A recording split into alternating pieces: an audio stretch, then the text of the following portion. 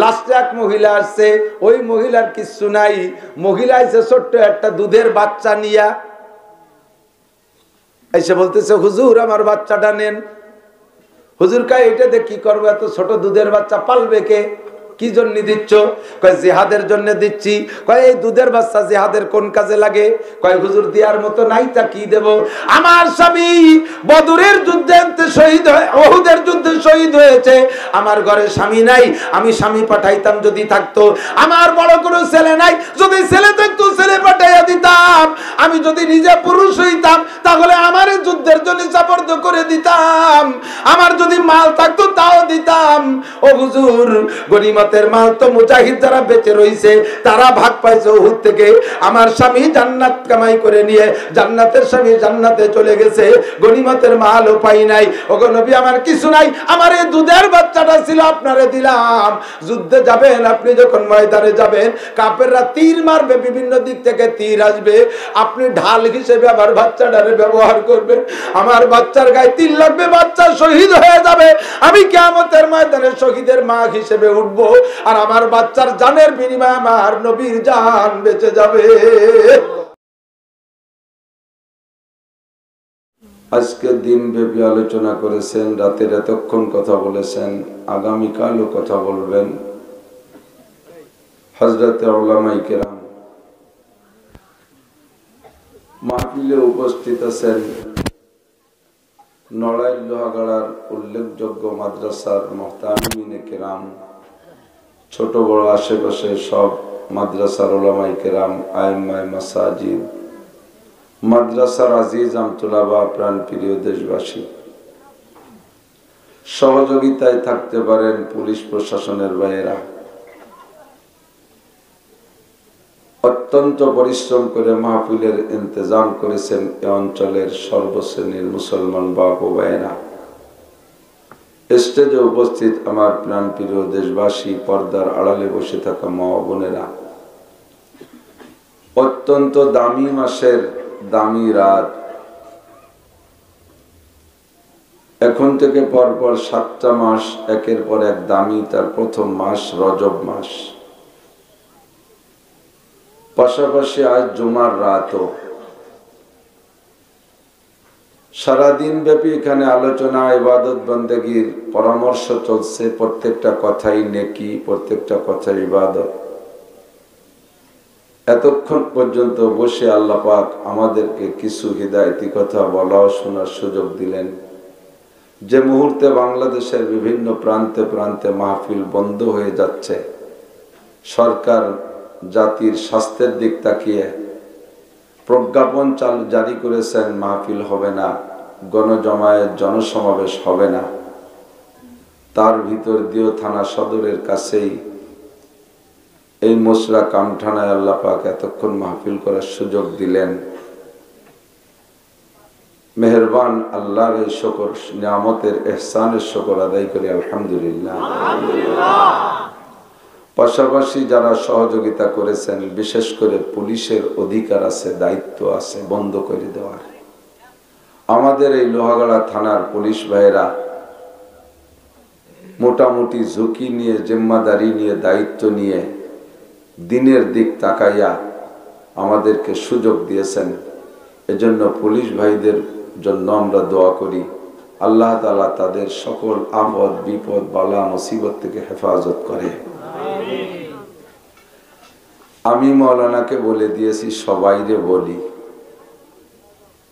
উম্মতের কাছে মুরিদ হইলে আমি বেশিক্ষণ টিকতে পারবো না। অপরিমাণ পরিশ্রম, দিন ভরে মাদ্রাসা নিয়ে ফিকির, প্রতি রাত্রে 2টা মাহফিল, শত শত মাইল পথ দৌড়াদৌড়ি। লক্ষ্মীবাসা মাদ্রাসার মুহতামিম ফিল্ডে আমি কাজ করতে না পারলেও কিছু না কিছু মেধা দেওয়া লাগে, আর বাড়ির কাছে 2টা মাদ্রাসা, সবকিছু মিলেইয়া অনেক ব্যস্ততা। এরপরে অনিয়ম গভীর রাত পর্যন্ত কথা বলাই আমাকে ভালোবাসা প্রশংসা করতে গেলে মানে মোটামুটি আমার বসানোর জন্য যা কওয়া দরকার তা গাড়িস্টার একটু কম কয় না। ফুলইয়া পামাইয়া এই শেষ রাত্রি এনে দিয়ে দিয়ে আমার শেষ করে ফেলাম। বাংলাদেশের প্রখ্যাত বক্তা, বর্তমানে উলামায়ে কেরাম বক্তা যারা, তাদের নেতৃস্থানীয় হযরতুল আল্লামা হযরত মাওলানা নুরুল ইসলাম অলিপুরি সাহেব, উনি বলেন, আমি এত তাড়াতাড়ি মনে হয় বুড়ো হতাম না, তোমরা আমার ঠাইসি দূরে বুড়ো বানাইছ। বেশি ভালোবাসা দিনে দুটে রাত্রে তিনটে হেলিকপ্টার, রকেট, বিমানে ঘুরতি ঘুরতি আমি এখন দুর্বল হয়ে গেছি, এখন আর পারি না। সবাই মহব্বতের সাথে পরামর্শ দেয়, হুজুর বেশি রাত জাগবেন না। যে দাওয়াত দিতে যায় সেও পরামর্শ দেয় আমাকে, খুব জ্ঞানের সাথে আমার জ্ঞান দেয়, হুজুর অল্প কথা বলবেন, বেশি রাত ওয়াজ করবেন না, শুধু আমাদের এখানে 3 ঘন্টা বলবেন, আশপাশ বুঝাইয়ে শুধু নিজেকে সময় 3 ঘন্টা। আমি এই প্রশংসায় আর প্রশংসার লোভী না। আল্লাহ পাক যথেষ্ট ভাইরাল করে ফেলাইছে। এত ভাইরাল, এত প্রসিদ্ধ হওয়ার শখ সাদ আমার ছিল না। আমি মাদ্রাসার শিক্ষক, কিতাব পড়ানোকে পছন্দ করতাম, এখনো পড়াই, এখনো পড়াইতে ভালো লাগে। বুখারী শরীফ পড়াই, মিশকাত শরীফ পড়াই। কিতাবের সবক শেষ হয়েছে শনিবারে। আমার গ্রামের মাদ্রাসার খতমে বুখারীর অনুষ্ঠান, এবং 26শে ফেব্রুয়ারি না লক্ষ্মীপাশা, 28শে ফেব্রুয়ারি লক্ষ্মীপাশা মাদ্রাসারও খতমে বুখারী। আমি লক্ষ্মীপাশা পড়াইতে পারি না, সময় দিতে পারি না, গ্রামের মাদ্রাসায় পড়াই। তো আসছি, আমি সাধ্য অনুযায়ী চেষ্টা করি। 2টা মাহফিল থাকলে আমি বলি, একটা আমি মাগরিবের আগে পৌঁছবো, মাগরিবের নামাজ পড়েই আমি স্টেজে ঈশার আউয়াল ঈশা পর্যন্ত কথা বলবো। 2য় মাহফিলের দূরত্ব হিসাব করে চলতে চলতে তো পথের আন্দাজ হয়ে গেছে। আমি 9:30 আমার স্টেজ দিতে, আমি 11টা পর্যন্ত 1.5 ঘন্টা কথা বলবো। 11টা আমার লাস্ট টাইম। আমার যদি 11:15 দাও তাহলে 15 মিনিট, 10:30 দিলি 1 ঘন্টা, 9:30 দিলি 1.5 ঘন্টা, চেষ্টা করব।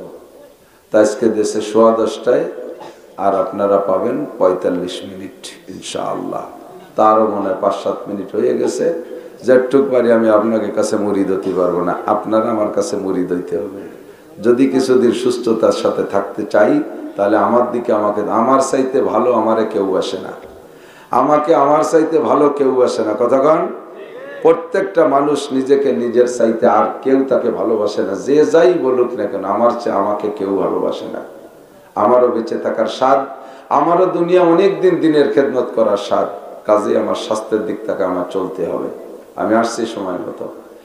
তো আল্লাহ পাক রব্বুল আলামিন আমাদেরকে এতক্ষণ বসার সুযোগ দিয়েছেন। অনেক কথা এই পিরোজপুরি হুজুর সুললিত কণ্ঠের ওদিকে আড়ালে থেকে শুনলে বোঝা যায় না পিরোজপুরি হুজুর না কুয়োকাটার হুজুর। এত সুন্দর, আমারও ভালো লাগতেছিল। তার বয়ান আবুল আখের আমি শুনছি, আলহামদুলিল্লাহ। আল্লাহ পাক আমাদের সকলকে সব বয়ান থেকে নসিহত নিয়ে বাড়ি যাওয়ার তৌফিক দান করে, বলেন আমিন। তো আমরা কিছু আমলি আলোচনা করার চেষ্টা করি, আপনাদেরকে সুপরামর্শ দেই। দুঃখ লাগে হলো এক শ্রেণী মানুষ না বুঝে আমাদেরকে বাধা দেওয়ার চেষ্টা করে।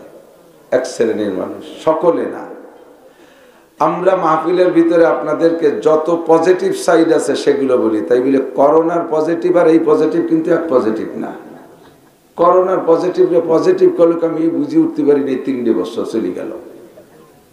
করোনা যদি হয় তার নাম পজিটিভ, না হওয়ার নাম নেগেটিভ।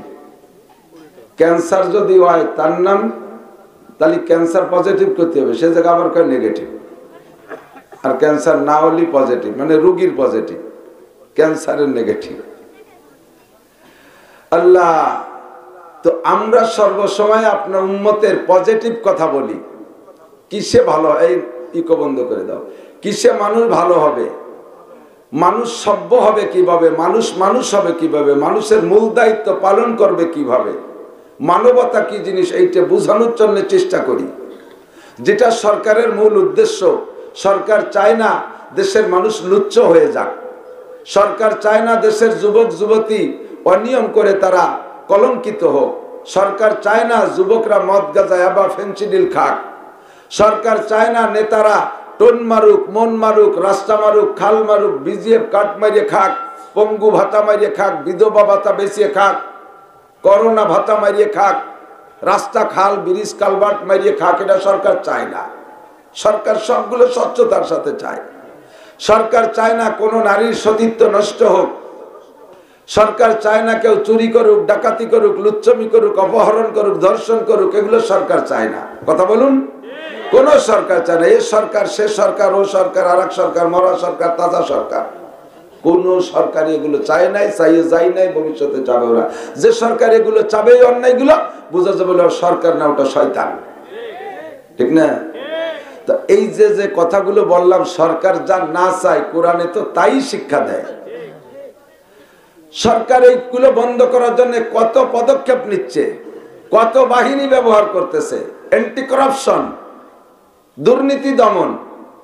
ওই দুর্নীতি দমন বাহিনী দুর্নীতি করে নাকি, ওরে ঠেকানোর জন্য আর একটা বাহিনী, তার নাম অ্যান্টি কারাপশন।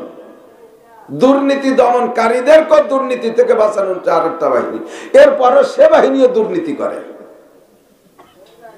তো সব কিছু মিলে বহুত চেষ্টা করতেছে। আর সেই কথাগুলো কোরআন হাদিস দিয়ে আমরা পরামর্শ দেই। আল্লাহর রহমতে সরকারের চেষ্টায় যে পরিমাণ মানুষ ভালো হয়ে উঠে আসতেছে, তার চাইতে আমি দাবি করব হক্কানি উলামায়ে কিরামের বয়ানের মাধ্যমে তার চাইতে বেশি সংখ্যক মানুষ পরিবর্তন হচ্ছে। আমাদের বয়ানে হাজারো যুবক দাঁড়িয়ে রাখে, আমাদের বয়ানে লাখো যুবক নামাজি হয়েছে, আমাদের বয়ানে হাজারো লাখো যুবক প্যান্ট শার্ট টাই কোট ছেড়ে দিয়ে টুপি পাগড়ি দাড়ি আর জুব্বায় অভ্যস্ত হয়েছে। আমাদের পরামর্শে হাজারো যুবক যৌতুককে বিয়ে করার সিদ্ধান্ত থাকার পরও সেখান থেকে ফিরে এসে সুন্নতি তরিকায় বিয়ে করে। আমাদের পরামর্শে হাজারো নারীরা আল্লাহর রহমতে পর্দা করে, আর পর্দা করার কারণে অপহরণ থেকে, ধর্ষণ থেকে, অ্যাসিড নিক্ষেপ থেকে বেঁচে যাচ্ছে, নারীদের ইজ্জত বেঁচে যাচ্ছে। কথা বলুন, ঠিক কি ঠিক না? কাজেই আল্লাহু আকবার, এই মাহফিলগুলো রানিং থাকা দরকার। মাহফিল হলো উম্মতের জন্য নিয়ামত, মাহফিল হলো জাতির জন্য নিয়ামত, মাহফিল হলো দেশের পক্ষে, মাহফিল বাংলাদেশের পক্ষে, মাহফিল গোটা মুসলিম জাতির পক্ষে। এই যে মাহফিলে আমরা বসছি, এই মাহফিল কথা কি বুঝে আসছে নাকি? এই মাহফিলের বক্তা আমি, বক্তা মাওলানা তাওহীদ, বক্তা মাওলানা পিরোজপুরি। এমন করে আমরা বয়ান করি, পালাক্রমে বক্তা চেঞ্জ হয়। আপনারা শ্রোতা জায়গায় বসে আছেন, এইটা ছোট্ট আকারে মাহফিল। এই সব মানুষকে গুছাই কুড়াই নিয়া আদম থেকে কিয়ামত পর্যন্ত যত মানুষ আসবে, সমস্ত মানুষকে নিয়ে আল্লাহ পাক হাসরের মাঠে একটা মাহফিল করবে। ওই মাঠে একজন শ্রোতাও না এসে পারবে না। আল্লাহ পাক রব্বুল আলামিন বলেন, কুল্লু নাফসিন যায়িকাতুল মাউত সুম্মা ইলাইনা তুরজাউন মিনহা খালাকনাকুম ওয়া ফিহা নুঈদুকুম ওয়া মিনহা নুখরিজুকুম তারাতান উখরা। বানাইছি তোরে মাটি দিয়া, আবার নেব তোরে মাটির তলে, আবার ওই মাটির থেকে সকলকে উঠাইয়া ছাড়বো। ওই মাহফিলের জন্য কোনো মাইকিং হবে না, ওই মাহফিলের জন্য কোনো হ্যান্ডেলিং হবে না, ওই মাহফিলের জন্য কোনো প্যান্ডেলিং হবে না, ওর জন্য কোনো হ্যান্ডবিল গেট আর পোস্টার হবে না। ও জায়গা সকলকে যাইতেই হবে। ওই মাহফিলের বক্তা হবে আমার আল্লাহ। আর সেখানে যত শ্রোতা হবে, এই শ্রোতাগুলো সব এখন স্টক আছে। অনেক শ্রোতার আগমন হয়ে গেছে, আর বাকি অনেক শ্রোতা আল্লাহ পাক রব্বুল আলামিনের একটা গোডাউন আছে, রূহের গোডাউন। ওই গোডাউনের মধ্যে স্টক আছে, ওখান থেকে আল্লাহ পাক নিয়মতান্ত্রিক ভাবে পাঠাইতেছে আর পাঠাইতেছে। সামনে যত রূহ আছে, সমস্ত রূহকে আল্লাহ তাআলা দুনিয়ায় পাঠাবেই পাঠাবে। কোন প্রযুক্তি দেয়া ঠেকানো যাবে বলকে, যত ঠেকানোর চেষ্টা করবি তত বাড়বে বেশি, যত ঠেকানোর চেষ্টা করবি তত বাড়বে। বাস্তব দেখা যায়। গত বছর আমার সুলতান শাহী মাদ্রাসার মাহফিল প্রশাসন বাধা দিয়েছে, হবেই না। আমি গোপালগঞ্জে, হুজুর আমার নামে বাংলাদেশে অনেক জায়গা মাহফিল হয়, আর আমার মাদ্রাসার মাহফিল হবে না, এই বেইজ্জতি থব কোন জায়গা? একেবারে গোড়া পর্যন্ত চেষ্টা চালাইছি পুলিশের গোড়ায়, শেষমেশ অনুমতি দেই নেই। আমার বাপ বরাদ্দ দেখিয়া বড় এক অফিসার বলে, অনুমতি দিলাম না, পাল্লি করেন গে। এর ভাগে তো যা বোঝার দরকার বোঝা যায়। উনি অনুমতি দিলে আবার বড়দের কাছে কালারিং হয়ে যায়, প্রশ্নবিদ্ধ হয়ে যায়, এই জন্য অনুমতি দিলেন না। তা আমি ওর ফাঁকে আমার টুক আমি বুঝে কিন্তু আগের দিন যে বন্দর ঘোষণা দিয়েছে এইটা খুব ভাইরাল হয়েছে, ইউটিউবে চলে গেছে। খবর শুনে নাসির হুজুরির মাদ্রাসার মাহফিল হবে না, কেমন হবে না, কেমন হবে না দেখতে আসা শুরু হয়েছে সকালের থেকে। মাহফিল হতো রাত্রে, হবে না কেমন হবে না, কেমন টুক দেখতে সারা দিন ভরে যেভাবে মানুষ আসার কথা ছিল তাতে 3-4 গুণ বেশি চলে এসেছে। তাহলে ঠেকালি বাড়িয়ে যায়, ঠেকাইলে বাড়িয়ে যায়। যত মানুষকে দুনিয়া আসার থেকে ঠেকানোর যত প্রযুক্তি অবলম্বন করো, আল্লাহ নবী বলেন মামিন নাসামাতিন কায়নাতিন ইল্লা ওয়াহিয়া কায়নাতুন, যত রূহকে আল্লাহ পাক দুনিয়ায় পাঠানোর সিদ্ধান্ত নিয়েছে সমস্ত রূহকে পাঠাবেই পাঠাবে। তোমরা কোনো প্রযুক্তি দিয়ে ঠেকাতে পারবা না, আর ঠেকাতে যাবা তো আরো বাইরে যাবে। ঠেকাতে গেলে না ঠেকাইলে বৈধ পদ্ধতিতে যাইতো, আর ঠেকাইতে যাইয়া অবৈধ পদ্ধতিতে যাবে, যাবেই যাবে। না ঠেকাইলে হালাল ভাবে যেত, আর ঠেকাবি তো হারামজাদার জাইরুর বাচ্চার দেশটা ভুলি যাবে বাংলা। ডাস্টবিনের মধ্যে পাওয়া যাবে সন্তান, আগানে বাগানে পাওয়া যাবে সন্তান। 14ই ফেব্রুয়ারিতে প্রোডাকশন হবে লাখ লাখ সন্তান, বৈধভাবে যাইতো। নিয়মতান্ত্রিকতায় বাধা দিয়েছো, আমি আল্লাহ পাঠাবোই পাঠাবো। যাদের কারণে এই অন্যায়, যাদের কারণে এই সন্তানগুলো নষ্ট হবে, কিয়ামতের ময়দানে জবাব দেয়া লাগবে। আল্লাহ পাক রব্বুল আলামিন কোরআনে কারীমের ভিতরে বলেন ওয়া ইদাল মাউউদাতু সুইলাত বিআইয়ি যামবিন কুতিলাত, সন্তান কেন নষ্ট করেছো, ওই নষ্ট সন্তানে যে নষ্ট করেছো তার নামে মামলা দেবে। রব্বুল আলামিন আমারে যদি দুনিয়ায় পাঠাইতা তাহলে আমি সদস্য হইতাম, আমারে দুনিয়ায় পাঠাইলে আমি বঙ্গবন্ধু হইতাম, আমারে দুনিয়ায় পাঠাইলে আমি প্রেসিডেন্ট জিয়া হইতাম, আমারে দুনিয়ায় পাঠাইলে আমি হাজী শরিয়াতুল্লাহ হইতাম। আমারে আমার যার মাধ্যমে দিয়েছো সে আমারে কেন নষ্ট করলো, তার নামে তোমার কাছে মামলা, জবাব তোমাকে সে টাকা দিয়ে যা লাগবে। কেন সন্তান নষ্ট করছো? ছেলে হোক মেয়ে হোক, একটা অথবা 1.5টা বা 2টা। 1.5টা কি হয় ওয়ার সময় পঙ্গু আইত কোন হয়েছে, হাত একটা নাই, ঠ্যাং একটা নাই, কান একটা নাই, চোখ একটা নাই, লাইট কোন হয়ে গেছে না। আর একটা পুরো একার অর্ধেক তো 1.5, তাই একটা 1.5টা 2টা এর বেশি নিবা না। বাকিগুলো কি করছো? বিভিন্ন কায়দায় নষ্ট করেছো। ও দোস্ত, এই যখন ঠেকানো শুরু করছো, এই সর্বপ্রথম জন্ম নিয়ন্ত্রণ বাত কন্ট্রোলের আবিষ্কারক মুরব্বী গুরু মিস্টার নমরুদ। কতক্ষণ? এর আগে সন্তান দুনিয়ায় ঠেকানোর কেউ কোনো সিদ্ধান্ত নেয় নাই। ইব্রাহিম খলিলুল্লাহর আগমনের খবর পাইয়া নমরুদরে যখন জাদুকররা কইছে যেমন একটা সন্তান আসতেছে, তোমার মসনদেতে তোমারে গেটি ধরে নামাবে। গেটি বোঝেন তো? আমাকে এক এলাকার ভাষা তো, ভদ্র ভাষায় অন্য কিছু পাওয়া লাগে, আমারও ভালো লাগে না। বাড়ির দ্বারের ভাষা বাড়ি কইতে পারলে গেটি ধরে নামাবে। তখন নমরুদ জাদুকরদের কথাকে পূর্ণ বিশ্বাস করে সন্তান ঠেকানোর যত পদ্ধতি শুনেছেন আপনারা সব অবলম্বন করেছে। আল্লাহ পাক ইব্রাহিমকে পাঠানোর জন্য সিদ্ধান্ত নেছে, তো পাঠাবে। আল্লাহ কয় পাঠাইলে অন্য জায়গা পাঠাতাম, গাইডুও তুই যখন ঠেকাবি তো তোর ঘরের মধ্যে পাঠাই দেবো, ঠেকা কিভাবে পারিস। কতক্ষণ? নমরুদের মন্ত্রী ইব্রাহিম আলাইহিস সালামের আব্বা জান নমরুদের মন্ত্রী ছিল, সেই ইব্রাহিম আলাইহিস সালামকে নমরুদের মন্ত্রীর ঘরে পাঠাই দিয়েছে, ঠেকা কিভাবে পারিস। যখন ইব্রাহিম আলাইহিস সালাম মাতৃগর্ভে, এবার জাদুকররা কয় ও নমরুদ মহারাজ, তুমি যে সন্তানরে ঠেকাবা সেইটা মায়ের পেটে চলে আসছে, এখন কি করবা? এবার নমরুদ কাঁপতে কাঁপতে চেয়ার থেকে পড়ে যার কায়দা, সারা গা ঘেমে গেছে। ও জানে যে সেই ছেলেটা আসলে তারে গেটি ধরে নামাবে, আসতে দেবে না। আশা যখন পেটে হয়ে গেছে, এবার তার থেকে বাঁচা যায় কিভাবে? ঘোষণা দিয়ে দিলে এখন থেকে 1 বছরের মধ্যে যত পুত্র সন্তান জন্ম নেবে সব জবাই করে দিবা। তাহলে তো থাকলো না। ওই সাথে সাথে কোনটা ইব্রাহিম হয়, ওর সাথে সাথে তো ইব্রাহিম চিনা যাবে না। পাইকারি দরে মারিয়ে দাও, ওর মধ্যে ইব্রাহিমও মরি যাবে। আল্লাহ আল্লাহু আকবার। ইব্রাহিম আলাইহিস সালামের মায়ের গর্ভ যখন দিনকাল পুড়িয়ে গেছে, এখন বাচ্চা কি করবে? চলতেছে নিধন, বাচ্চা নিধন, পুত্র সন্তান নিধন চলতেছে। চতুর্দিক দিয়ে খালি কান্নার আওয়াজ।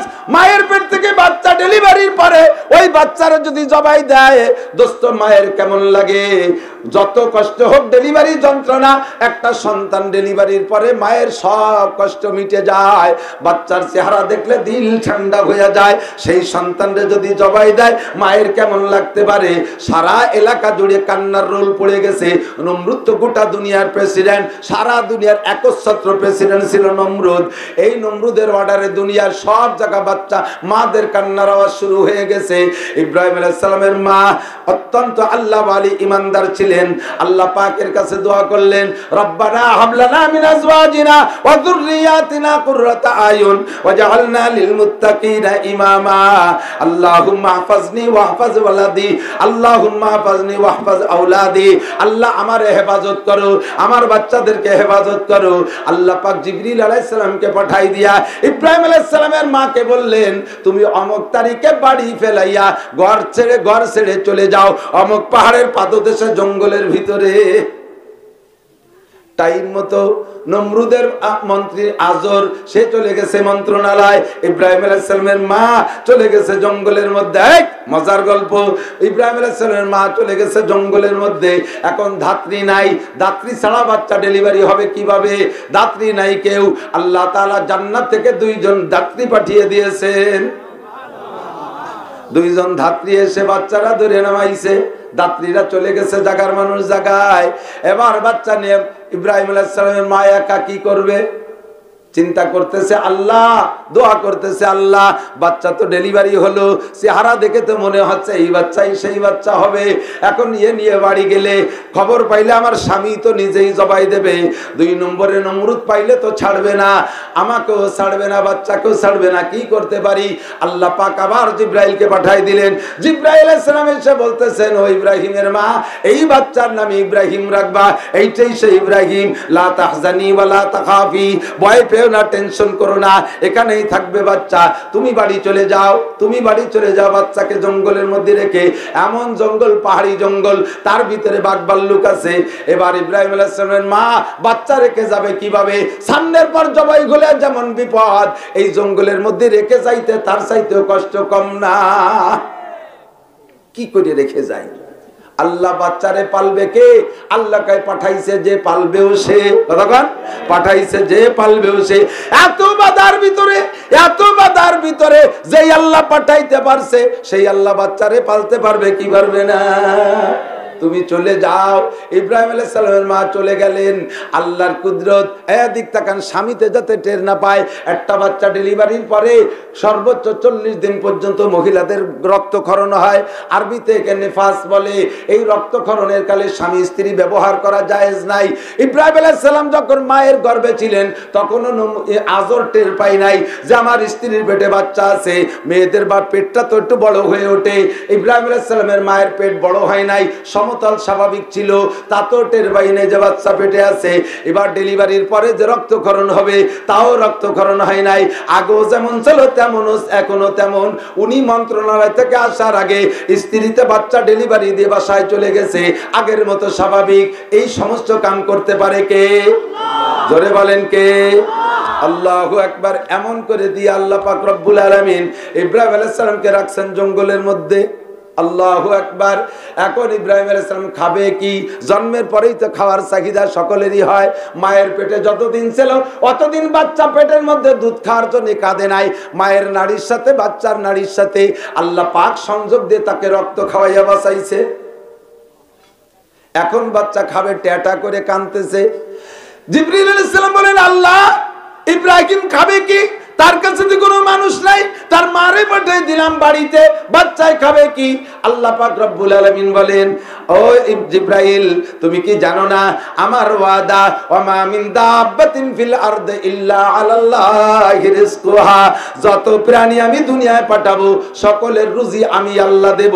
ইব্রাহিম আমার সেই সন্তান, ইব্রাহিম আমার সেই বান্দা, ইব্রাহিম আমার সেই নেতা, যেই নেতাকে দিয়ে নমরুদের ঘাড় ভাঙবো, সেই নেতাকে আমি না খাওয়ায় রাখবো। তুমি খাবো কি করে?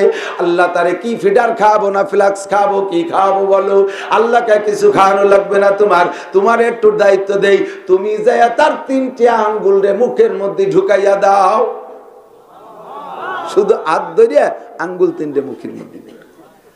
ছোট্ট বাচ্চার মুখের মধ্যে নিজের আঙ্গুল ও নরম, আঙ্গুল নরম না? মায়ের স্তনও নরম, মায়ের স্তনের বুটা নরম, মুখের মধ্যে দিলে চাটতে হবে। এই নবজাতক বাচ্চারে কোনো KG, kindergarten, primary, high school, college, বিশ্ববিদ্যালয় থেকে শিখাই দিয়া লাগে না। ছাগলের বাচ্চা বান পাইলে চাটে, বাঘের বাচ্চা বান পাইলে চাটে, গরুর বাচ্চা বান পাইলে চাটে, মানুষের বাচ্চা মুখের মধ্যে মায়ের বুটা গেলে চাটে। আঙ্গুল নরম মনে করছে মায়ের দুধের বুটা চুষা দেশে। আল্লাহ পাক রব্বুল আলামিন কুদরতি কায়দায় 3 আঙ্গুল দে 3টে নিয়ামত, সাদত আঙ্গুল দে মধু, দুধ, আর মাঝের আঙ্গুল দে মধু, আর পাশের আঙ্গুল দে পানি। দুধ আর মধু আর পানি সর্বশ্রেষ্ঠ নিয়ামত, 3টে আল্লাহ পাক চালু করে দিছে। চোষো আর খাও, চোষো আর খাও, যত লাগে খাও। খাওয়াইতে পারে কে? আর কেউ? সুন্দর করে আল্লাহ পাক রব্বুল আলামিন চালু করে দিলেন। ইব্রাহিম আলাইহিস সালাম আঙ্গুল চাইটা চাইটা খায়। মাঝে মাঝে দেখবেন কিছু কিছু পোলাপান আঙ্গুল চাটে, ও 6, 7, 8 বছর বয়স পর্যন্ত ও চাটে। হাত টানিয়ে ফেলাই দিলি, গমের মধ্যে আঙ্গুল ঢুকে দিচ্ছে। যারা আঙ্গুল চাটার অভ্যাস, ওরা কান্নাকাটি কম করে। আল্লাহ পাক তাদের ওই আঙ্গুলের ভিতরে জান্নাতি দুধ, জান্নাতি মধু, জান্নাতি নিয়ামত সরবরাহ করতে থাকে। আল্লাহু আকবার। ইব্রাহিম আলাইহিস সালামের খাবারের ব্যবস্থা হলো। এবার মানুষের গন্ধ পাইলে জঙ্গলি বাঘ, মানুষের গন্ধ, বাঘে অন্য যত গোশত খাইয়া মাংস খেয়ে তৃপ্তি পায়, তার চাইতে মানুষের মাংস বেশি তৃপ্তি পায়। মানুষের ঘ্রাণে বাঘ বেশি লোভী। এবার মানুষের গন্ধ পাইয়া জঙ্গল থেকে বাঘ একটা আসছে, একেবারে কাছে চলে আইছে। বাঘের অ্যাটেনশন কমপ্লিট, প্রস্তুত নিয়ে বেলাইছে। মানে বাঘে কিন্তু যে নরমাল খায় না, আগে ফয়লাটা থাবা দেওয়ার সুন্নাত, থাবা দিয়ে ধরা বাঘের সুন্নাত। নরমাল কাছে থাকলে খায় না, ও দূরিতে এই জায়গায় ওর সামনের লোক দেবেন ধরবে না, ও জায়গা মতো যে ল্যাজ বাক্যগুলো এরকম গদ গদ গদ, তারপরে যে থাবা দিয়ে ধরে, এ নাহলে মজা পায় না। কদ্দূর থাকতে বাঘ এরকম প্রস্তুতি নিচ্ছে, প্ল্যান করতেছে যে থাবা দিয়ে ধরবে। ইতিমধ্যে আল্লাহ পাক বলে, হ্যাঁ বাঘ সাবধান, এইটা সাধারণ মানুষ নয়, এইটা হবে মুসলিম জাতির পিতা। জোরে কোন সুবহানাল্লাহ। এইটা হবে মুসলিম জাতির পিতা, খাওয়া যাবে না রে বাঘ। আল্লাহ পাক বাঘরে নিষেধ করে দিয়েছে। বাঘ লজ্জা পাইয়া লেজটা গুটাইয়া ব্যাক করছে। আল্লাহ তাআলা যায় আসসালামু আলাইকুম, ইব্রাহিম আলাইহিস সালাম সালাম দিয়ে বাঘ ফেরত যায়। আল্লাহ কয়, এ বাঘ আসছিস যখন, তোর কাজ আছে, ফিরে যেতে পারবি না। কি কাজ করবো আল্লাহ? আমার ইব্রাহিম নবজাতক বাচ্চা, তার মা তার কাছে নাই, তার গায়ে মাছি পড়তে পারে, মাছিতে পায়খানা করলে গায়ে চুলকনি পাসরাত পোকামাকড় হইতে পারে। কাজেই তোর দায়িত্ব হলো বাঘ, হে বাঘ তুই ইব্রাহিমের কাছে বইসা আমার ইব্রাহিমের গায়ের মাছি খেদাবি, ইব্রাহিমের গায়ের মাছি তাড়াবি তুই। বাঘ কয়, আল্লাহ একা একা কয়দিন তাড়াবো, আমার ধরো কাজ আছে। আল্লাহ কয়, আরো 3টে পাঠাই দিচ্ছি। আরো 3টে বাঘ পাঠাই দিয়েছে। 3টে বাঘ ইব্রাহিমের গায়ের কাছে কাছে লেজ বাঁকাইয়া, 4টে বাঘ চারদিক একেবারে ক্ষেপণাস্ত্র ফিট করে বসে রয়েছে। আয় নমরুদ আসবি, আয় আজর আসবি, আয় কোন বাহাদুর আসবি, আয়। আল্লাহর কুদরতি সেনাবাহিনী বাঘ দিয়ে আল্লাহ পাক মানুষকে পাহারাদারি করে। এই কাম জোরে বলেন কে করতে পারে? ও দোস্ত, যেই বাগে মানুষ খায় সেই বাগে মানুষ পাহারা দেয়। আল্লাহ যদি বাঁচায় এমন করে বাঁচতে পারে। কথা বলুন ঠিক কি ঠিক না? মামিন নাসামাতিন কায়নাতিন ইল্লা ওয়াহিয়া কায়নাতুন, যেটা আসবে সেটা আসবেই, সেটাকে কোনোভাবে ঠেকানো যাবে। আমি আপনাদের কাছে একটা জরিপ চাই, সাধারণ জরিপ। বাংলাদেশের বর্তমান বাংলা সাল গণনা চলে কত সাল? 2022 তো ইংরেজি, খ্রিস্টানকে সাল। ওর জন্য 1 জানুয়ারি লাফালাফি দাফাদাফি যা করছো তা করছো, আর না। বাংলা হলো 1428, 1428। এর থেকে 50 বাদ দিলি তাই কত? 1370, 1370। তো এর আগে বাংলাদেশ কত আগের থেকে বাংলাদেশ শুরু হয়েছে তা জানি না।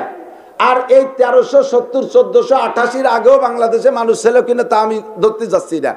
কমপক্ষে এই 1428 সাল যেদিন থেকে গোনা শুরু হয়েছে সেই দিন থেকে বাংলাদেশে তো মানুষ, এর মধ্যে তো সন্দেহ নাই। তাহলে সেই 1428 বছর আগের থেকে সাল শুরু হয়েছে, তারপরে 1370 বছর 1370 বছর পর্যন্ত বাংলাদেশের অবস্থা এক। 1370-এর মাথায় এসে বাংলাদেশ স্বাধীন হয়েছে। এই 1370-এর পরে 50 বছর হয়েছে 1428, তাই তো? এখন এই 1488 থেকে 50 বাদ দেয়, স্বাধীনতার 50 বছর। এর আগে ছিল 1370 বছর। যেদিন থেকে বাংলা সাল গণনা শুরু হয়েছে সেই দিন থেকে হিসাব করিয়া এই 1370 বছর, একটা দুই বছর, 1370 বছরের মানুষ গুছাতে গুছাতে মানুষের সংখ্যা হয়েছে 7.5 কোটি। কত? স্বাধীনের সময় 7.5 কোটি না? আমি তো ছোট জানি না, আমি শেখ সাহেবের বক্তব্য পরে শুনে বুঝি যে 7.5 কোটি ছিল। উনি যে বক্তব্যটা, বাংলাদেশের নেতারা, আমি 7.5 কোটি বাঙালি নিয়ে দেশ স্বাধীন করেছি, আমি বিদেশ থেকে 7.5 কোটি কম্বল আনলাম, সেই 7.5 কোটি কম্বল তোকে ভাগ করতে দিলাম, আমিও তো 7.5 কোটির মধ্যে একজন, আমার কম্বলটা কোথায়? এই বলে যে মুরব্বী দুঃখ একদম যাচ্ছে, তাতে বুঝি যে স্বাধীনের সময় 7.5 কোটি ছিল।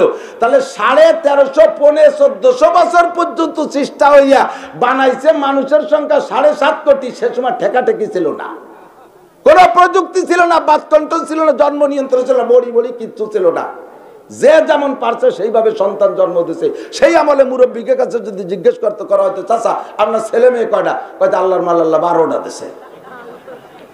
মুরব্বীরা কান আপনারাও 13 ভাই বোন, আমরা 11 ভাই বোন, এরা আমার বুয়াতো ভাই আব্দুল হান্নান, এরাও অনেক ভাই বোন, আমার দাদিরও এরকম অনেকগুলো, তার মার অনেকগুলো। সে সময় কোনো বাধা বিপত্তি ছিল না, পাইকারি দরে হয়েছে। আর একজনের দিকে আপনার ছেলে মেয়ে কয়টা? 8টা 10টা গুনার পরে কেমন না ভাগে দুটো বাদ গেল নি, বালিশ গুনি আসি। তাহলে কি পরিমাণ ছেলে মেয়ে এক একজনের? তাতে 1400 বছর পর্যন্ত মানুষ হয়েছে মাত্র 7.5 কোটি। আর ঠেকানো শুরু হয়েছে জন্মের বেগে গেল স্বাধীনের পরে, তাতে 50 বছর হয়েছে 20 কোটি। তাহলে ওই 7.5 কোটিতে 20, এই 20-তে 7.5 কোটি বিয়োগ দেন, তাকে কত? 12.5 কোটি। এত ঠেকানোর মধ্যে দিয়ে গেছে 12.5 কোটি। আল্লাহ যত ঠেয়াবি তত বাড়াই দেবো বেশি, ঠেকাইবার কি বাড়া পারিস। ও দোস্ত, মা মিন নাসামাতিন কায়নাতিন ইল্লা ওয়া হিয়া কায়নাতুন। ভালো করে মনে রাখবেন, একটু মনে রাখবেন। খাওয়াই কে? পড়াই কে? আসতে কয় কেন? টেনশন আছে। আল্লাহর নাম হলো রব। জোরে বলেন কি? আল্লাহর নাম রব। রব মানে সর্বকিছু জিম্মাদারি পালন করনেওয়ালা, সবকিছু সরবরাহ দেনেওয়ালা, তিনি আমার রব। খাওয়ায় আল্লাহ, বাঁচায় আল্লাহ, মারে আল্লাহ, বাঁচায় আল্লাহ, সবকিছু করে আমার আল্লাহ, ধন সম্পদ দেয় আমার আল্লাহ। এই একদিন রাইকা আবার ছেলে মেয়ে কম নেওয়ার সিদ্ধান্ত নাও। আমার এই বক্তব্য শুনলে সরকার আমার অ্যারেস্ট করতে পারে, কিন্তু আমি আল্লাহর পক্ষে, আপনি আল্লাহর পক্ষে। আল্লাহ নবী বলেন, তাজাওয়াজুল ওয়াদুদ আল ওয়ালুদ ফা ইন্নী মুকাসিরুম বিকুমুল উমাম, তাজাওয়াজুল ওয়াদুদ আল ওয়ালুদ ফা ইন্নী মুকাসিরুম বিকুমুল উমাম।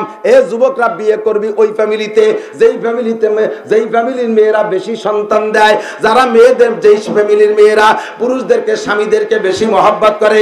দেখ তোর শাশুড়ি তোর শ্বশুররে কেমন ভালোবাসে, তোর দাদি শাশুড়ি তোর দাদা শ্বশুররে কেমন ভালোবাসে, তোর নানা শ্বশুর গুয়ালি আর তোর নানি শাশুড়ি ঘরে থাকে নাকি, এগুলো দেখে শুনে বিয়ে করবি। যে ফ্যামিলির মহিলারা স্বামীকে বেশি ভালোবাসে ওই ফ্যামিলিতে বিয়ে করবি। যেই ফ্যামিলির মহিলারা সন্তান বেশি ডেলিভারি দেয় ওই ফ্যামিলিতে বিয়ে করবি। তাতে হবে কি? ফা ইন্নী মুকাসিরুম বিকুমুল উমাম। তোর যদি সন্তান বেশি হয় আমার উম্মত বাড়বে, আর আমার উম্মত বাড়লে হাসরের মাঠে আমি গর্ব করব। আমার ভোটার বাড়াবি, তুই বেশি বেশি সন্তান জন্ম দিবি। আমি নবীর পক্ষে বলছি, কথা বলুন ঠিক কি ঠিক না? আল্লাহ যদি কোনো ব্যক্তি মনে করে যে সন্তান বেশি হলে কি করব, খাওয়াবো কি রে, ভরাবো কি রে, বেশি সন্তান হলে লেখাপড়া ভালো হয় না, বেশি সন্তান হলে সেগুলো শরীর স্বাস্থ্য ভালো হয় না। আমার আব্দুল হান্নান পুয়তো ভাই, তারা 3 ভাই 4 বাচ্চা বোন, 8-9 জন। কি কোনোটাই কম আছে নাকি? পাক্কা 6 ফুট। আবার দুটিয়ে তার একটা আটা দেওয়া রাস্তায় দিয়ে চলে যায় গালের মধ্যে। আবার জিনারে ইয়াবা খাইয়ে মাথাইছে পোল্ট্রির মতো, 1.5 বছরে 42 কেজি ওজন। মানুষ আটে না হাতির বাচ্চা, থমা থম, কিচ্ছু বোঝে না। বিধি ভালো করে কে, মন্দ করে কে, সুস্থ রাখে কে, শিক্ষা দেয় কে, ব্রেন বানায় কে, খাওয়ায় আল্লাহ, পড়ায় আল্লাহ, সব কিছু করে আল্লাহ। লা তাকতুলু আওলাদুকুম খাশিয়াতা ইমলাক, আল্লাহ কয় তোমাদের সন্তানদেরকে মেরে ফেলো না, খাশিয়াতা ইমলাক, খাবার ভয়ে, খাদ্যের ভয়ে, খাদ্য অভাবে মেরো না। নাহনু নারযুকুকুম ওয়া ইয়াকুম, তোমাদের রিজিক যেমন আমি দেই, পরবর্তী আনেওয়ালাদের রিজিকও আমি দেব, প্রযুক্তি তোমাদের শিখায়া দেব। আগে 1 বিঘে জমির ধান কাটলে, 1 বিঘে জমির ধান কাইটে মলন বললে দান হইতো 12 বইকে 13 বইকে, খেয়ার হতো বিশাল এক পালা, মনে আছে না? আর এখন 1 বিঘে ধান কাটলে 50 মন 60 মন খেয়াল হয়। এত কয়টা খেয়ালের চেয়ে ধানের গাদি বড়। সবকিছু প্রযুক্তির মালিক কে? শিখাই দিয়েছে আল্লাহ, অল্পের মধ্যে বেশি দেবো। মুসা আলাইহিস সালামের কাছে একটা পাথর, মুসা আলাইহিস সালাম এই পাথর সহ 6 লক্ষ বনি ইসরাইল নিয়ে উপার পার হয়ে গেছে, নীল দরিয়া পার হয়ে গাড়ি উম্মত তো বনি ইসরাইল উপার যাইয়া মুসা ও বাসে থাকতে ফিরাউনের সাথে ছিলাম, এক এলাকায় ছিলাম, সে তো রাজা, অনেক টিবল কলমল দেশে পানি বুনি খাইছি, এই সরের পর আনছো, পানির ব্যবস্থা করো। মুসা আলাইহিস সালামকে নীল দরিয়াতে খাতি থাক, পরে দেখতেছি আল্লাহর সাথে যোগাযোগ করি। কয় না, ওর মধ্যে ফিরাউন মরিয়ে পুষে গন্ধ হয়ে গেছে, পানি খাওয়া যাবে না, পারলি ক না পারলি তাও ক, বাড়ি চলে যাই, ওই ভাষাতে পানির অভাব নেই। মুসা আলাইহিস সালামকে একটু সবর কর, দেখতেছি আল্লাহ এ উম্মতের ভাব ভালো না, পানি না দিলি পারা কিন্তু এটি চলে যাবে না। পাথরেরটার সাথে একটু মাথার সাইজ, একটা মানুষের কারাসিন লাভ, কারাসিন নাস, কারাসিন রাজুলিন, একজন মানুষের মাথার মতো। আল্লাহ পাক বললেন ইজরিবি আসাকাল হাজার, এই পাথরে বাড়ি মারো। পাথরটা আলগা পাথর, মাটির সাথে কোনো সম্পর্ক নাই, যে মাটির সাথে থাকলে তলতে ডুইয়ে আসতেছে এরকম বসবো, এরকম না। আলগা একটা পাথর ব্যাগে নিয়ে ঘুরে বেড়ায়, ওই পাশ থেকে নিয়ে বাহারে নীল পার হয়ে এই পার আসছে, সেই আলগা পাথর রে কয় ইজরিবি আসাকাল হাজার, তোমার পাথরে বাড়ি মারো। ফাজারাবা মুসা আলাল হাজার, মুসা আলাইহিস সালাম বাড়ি মারলেন, ফানফাজারাত মিনহু গুতনাতা আশরাতা আইনা। আপনারা কোরআন শরীফে পড়েছেন ফানফাজারাত মিনহু গুতনাতা আশরাতা আইনা, একে বাড়িতে 12টা টিবল দিয়া পানি জারি হইয়া গেল। প্রত্যেকে যার যার টিবল চিনে নেছে। 12 কম তো 12 কমের মোল্লাকে টিবল এই দেয়া, শিখদেরকে এই দেয়া, বুইয়া গে এই দেয়া, মল্লিক গে এই দেয়া, আলাদা আলাদা করে চিনে দিয়েছে। যার যার টিবলতে সেই খা, ঠেলাঠেলি হইস না, মারামারি বাদাস না। সুন্দর করে কতদিন চললো? একটুক মাথার মধ্যে কয় বালতি পানি থাকতে পারে? কটুক। এই 6 লক্ষ বনি ইসরাইল আরো যা জন্ম নিয়েছে, একটানা 40 বছর পর্যন্ত পানি খাইছে। যে আল্লাহ তাআলা এতটুক পাথরের ভিতরে থেকে 6 লক্ষ বনি ইসরাইলে 40 বছর পানি খাওয়াইতে পারে, ওই আল্লাহ তাআলা এই 52,000 বর্গ মাইল বাংলাদেশের পেটের ভিতরে থেকে আমাদেরকে ভাত, আমাদের মাছ, আমাদের গোশ, আমাদের ফল, আমাদের যা লাগবে সবকিছু সরবরাহ করতে পারে কি পারে না? লা তাকতুলু আওলাদাকুম খাশিয়াতা ইমলাক, নাহনু নারযুকুকুম ওয়া ইয়াহুম, তোমাদের রিজিক আমি দেব, তাদের রিজিক আমি দেব। যত রূহ পাঠানোর সিদ্ধান্ত নিয়েছি সব আমি পাঠাবো। এই সব রূহকে আল্লাহ তাআলা সর্বপ্রথম বানাইয়া রূহের জগতে বসাই। আমার দিক আমি যে খুতবা পড়ছি, খুতবার মধ্যে উলামায়ে কিরাম টের পাইছে কয়টা রব শব্দ ব্যবহার করছে। এই রবের একটু তাশরীহ করে দোয়া করে দেব ইনশাআল্লাহ। আর রবের শুরু কোন জায়গা থেকে, আর রবের ফাইনাল কোন জায়গা, আগা আর গোড়া দেখা দেবো, মাঝখানে টুক খুঁজে নেবেন। আমাদেরকে আল্লাহ পাক রূহের জগতে বসাইয়া, সমস্ত রূহ তখন আদম আলাইহিস সালামকে দুনিয়ায় পাঠাই নাই, সমস্ত রূহকে বানাইয়া আল্লাহ পাক রব্বুল আলামিন তার স্টেজে বইসা, আল্লাহ তার কুদরতি চেয়ারে বইসা রূহদেরকে সামনে বানাইয়া, সামনে বসাইয়া আল্লাহ বক্তা সাইজা আল্লাহ পাক জিজ্ঞেস করছেন একটা কথা, এ যুবক আমার শোনালো কি, টেনশন করিস না, তোরে নিয়ে তোর চাইতে আল্লাহ বেশি চিন্তা করে। কথা কন, চিন্তা করে না? আর আল্লাহ কি আমারে বাঁচাতে একটু চিন্তা করা লাগে? আল্লাহর কি চিন্তা করা লাগে? একটা তিমি মাছে ডেলি 6 টন খানা খায়। এইরকম তিমি মাছ বড় বড় সাগরে হাজার হাজার লক্ষ লক্ষ আছে, তাদের কোনো চাকরি নাই, ব্যবসা নাই, বাণিজ্য নাই, কোনো সরকার তাকে বিজিএফ কার্ড দেয় না, তাকে যেন কোনো ভাতা বরাদ্দ নাই, ব্যবসা নাই, বাণিজ্য নেই, ইন্ডাস্ট্রি নেই, কলকারখানা নাই, তাকে নাই জায়গা নাই, জমি নাই, ক্ষেত নাই, খাবার নাই, ফসল হয় না। এত খাবার খায় কোন জায়গা থেকে? খাওয়ায় কে? তুই যুবক শুনে নে, তোর জন্য ব্যবস্থা আছে। রূহের জগতে বসে আল্লাহ জিজ্ঞেস করছে আলাস্তু বিরাব্বিকুম। আল্লাহ জিজ্ঞেস করে নাই যে আলাস্তু বিখালিকিকুম, আলাস্তু বিমালিকিকুম, আলাস্তু বিআল্লাকুম, আমি কি তোমাদের আল্লাহ নই? আমি কি তোমাদের খালেক নই? আমি কি তোমাদের মালিক নই? আমি কি তোমাদের রজ্জাক নই? আল্লাহর আরো 98টা নাম আছে, আরো 99টা নাম আছে। ওই নাম ধরে আল্লাহ জিজ্ঞেস করে নাই। আল্লাহ জিজ্ঞেস করেছে আলাস্তু বিরাব্বিকুম, আমি কি তোমাদের রব নই? তাহলে বোঝা যায় রব কেমন একটা শব্দ। আল্লাহ পাক রব্বুল আলামিন এমন একটা শব্দ ব্যবহার করেছেন যেই শব্দটাই মানব জীবনে সবচাইতে বেশি প্রয়োজন। যেই শব্দটার বুঝ না থাকার কারণে মানুষ বেঈমান হয়, এমন একটা শব্দ ব্যবহার করে আল্লাহ কয় আলাস্তু বিরাব্বিকুম, আমি কি তোমাদের রব নই? আল্লাহ একেবারে মুক্ত ছেড়ে দেছে, স্বাধীন ছেড়ে দেছে। যার মনে চায় স্বীকার করো, যার মনে চায় না স্বীকার করো না। আমি তোমার রব বলে যার মনে চায় স্বীকার করো, যার মনে চায় না স্বীকার করবে না। বুঝে শুনে জবাব দিবা, গতানুগতিক বলবা না। দলের সবাই বলতেছে বলে বলবা না। অনেক সময় মিছিলই গেলে দেখবেন, এই যে নির্বাচনে মিছিল গেল, হয়েছে না নির্বাচন, নির্বাচনীয় মিছিলের সময় যুবকরা বুড়োরা সবাই মিছিল দেয়। এই মিছিলের ভিতরে যার নাম কইয়ে ডাক দেয় তারে সবাই কি কাকা কয় না খালু কয় না মামা কয়? যার যা হোক আর না হোক, ওই দিন সবার ভাই, আমার ভাই, তোমার ভাই, বোতল ভাই, বোতল ভাই। ওই দলের মধ্যে বোতল ভাই ছেলে আছে, সেও কয় বোতল ভাই, বোতল ভাই।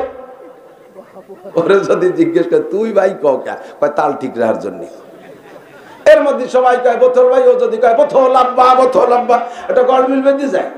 এই যদি তাল ঠিক রাখে, আল্লাহ কয় এটা মিছিল দেয়া লাগবে না, এই স্লোগান তাল মিলানো লাগবে না, তুমি বুঝে শুনে বলবা। আমার যদি তোমার রব বলে চয়েস না হয় চুপ করে থাকবা, অথবা তুমি প্রতিবাদ করবা, বলো আমি কি তোমার রব নই? একেবারে মুক্ত মনে সকলে স্বীকার করেছিলাম, কালু বালা, জি আল্লাহ তুমি আমাদের রব। আমাদের রব কে? সবাই স্বীকার করেছেন।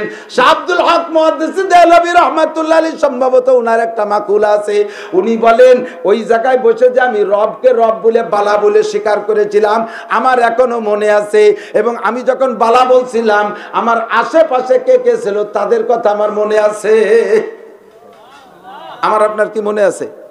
বালা বলছিলাম তা মনে নাই, আর পাশে কে বলছিল, কে বসছিল তাও আমার। এবার আল্লাহ পাক এই বালাটা লিখে রাখছে একটা কাগজের মধ্যে, বালাটা লেখছে রেশমি কাপড়ে, লেখে একজন ফেরেশতারে দায়িত্ব দিয়েছে, ও ফেরেশতা এই বালাটা রেখে দাও, এই তাবিজটা এই কাগজটা তোমার কাছে রাখো।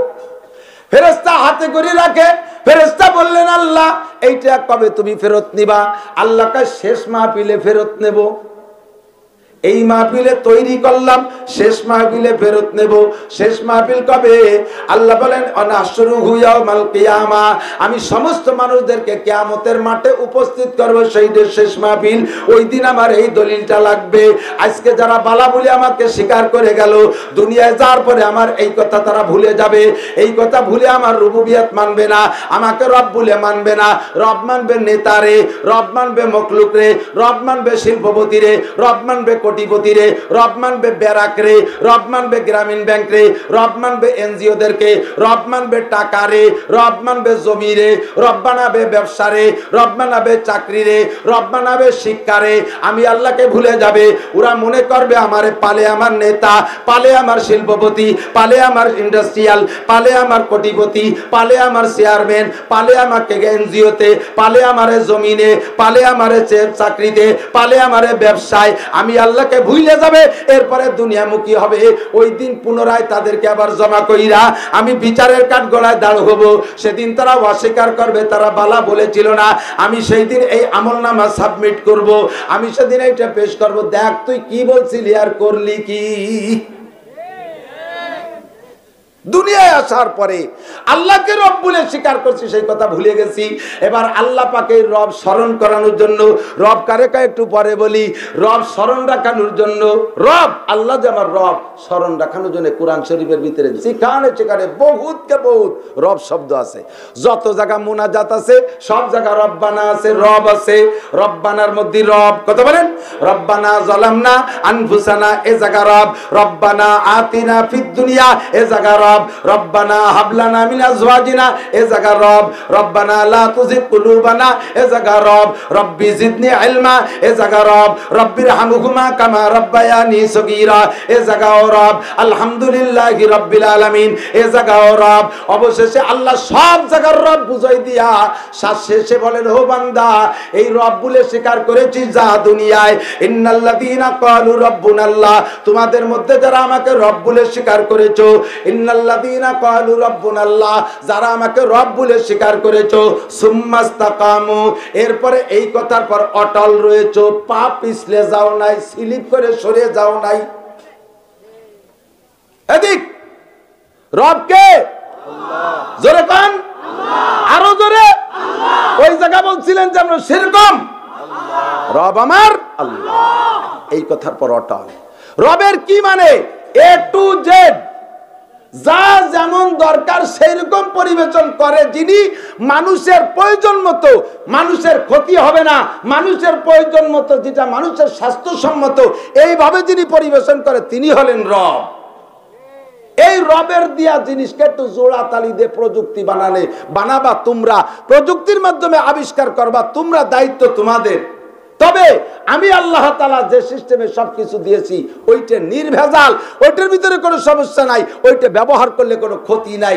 আর তোমরা প্রযুক্তি দিয়ে নিজেরা রব সাজা যেটা বানাবা, ওর ভিতরে এফেক্টের চাইতে সাইড এফেক্ট বেশি, ওর ভিতরে উপকারের চাইতে ক্ষতি বেশি। দেখেন যেটাই বানাবেন, খোদা প্রদত্ত যত ঔষধ আছে সমস্ত ঔষধের ম্যাটেরিয়াল সবকিছু আল্লাহ প্রদত্ত না? গাছ থেকে ঔষধ বানায়, যত কেমিক্যাল থেকে ঔষধ বানায়, সে কেমিক্যালের সৃষ্টিকর্তা কে? আল্লাহ পাক। যেটারে যেভাবে দেশে গাছ গাছরা দিয়ে কবিরাজি চিকিৎসা, এইটার ভিতরে কোনো সাইড এফেক্ট নেই। আর মানুষ যে কেমিক্যাল দিয়ে যে বানানো শিখছ, এর ভিতরে উপকারের চাইতে ক্ষতি বেশি। দেখেন একটা ওষুধ দিয়ে লিখে দিছে, এই ওষুধটা খাইলে আপনার ব্যথা সেরে যাবে খুব দ্রুত, 2 ঘন্টার মধ্যে ব্যথা সেরে যাবে। তবে এতে গ্যাস বেড়ে যাবে, আপনার মাথা গরম হবে, আপনার জ্বর হতে পারে, আপনার চোখ রাঙা হতে পারে, আপনার পেশাব লাল হতে পারে, আপনার পায়খানা কড়া হয়ে যেতে পারে, আপনার ঘুম হতে নাও পারে। উপকার করবে একটা, ক্ষতি করডুন গুটিকখানি।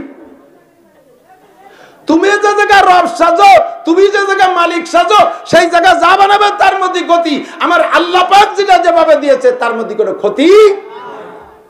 যতদিন পর্যন্ত মানুষ আল্লাহকে রব মানছে, এই আমার কৃষক বাবারা তাকান, যতদিন পর্যন্ত মানুষ আল্লাহকে রব মানছে অতদিন আল্লাহর পর ভরসা ছিল।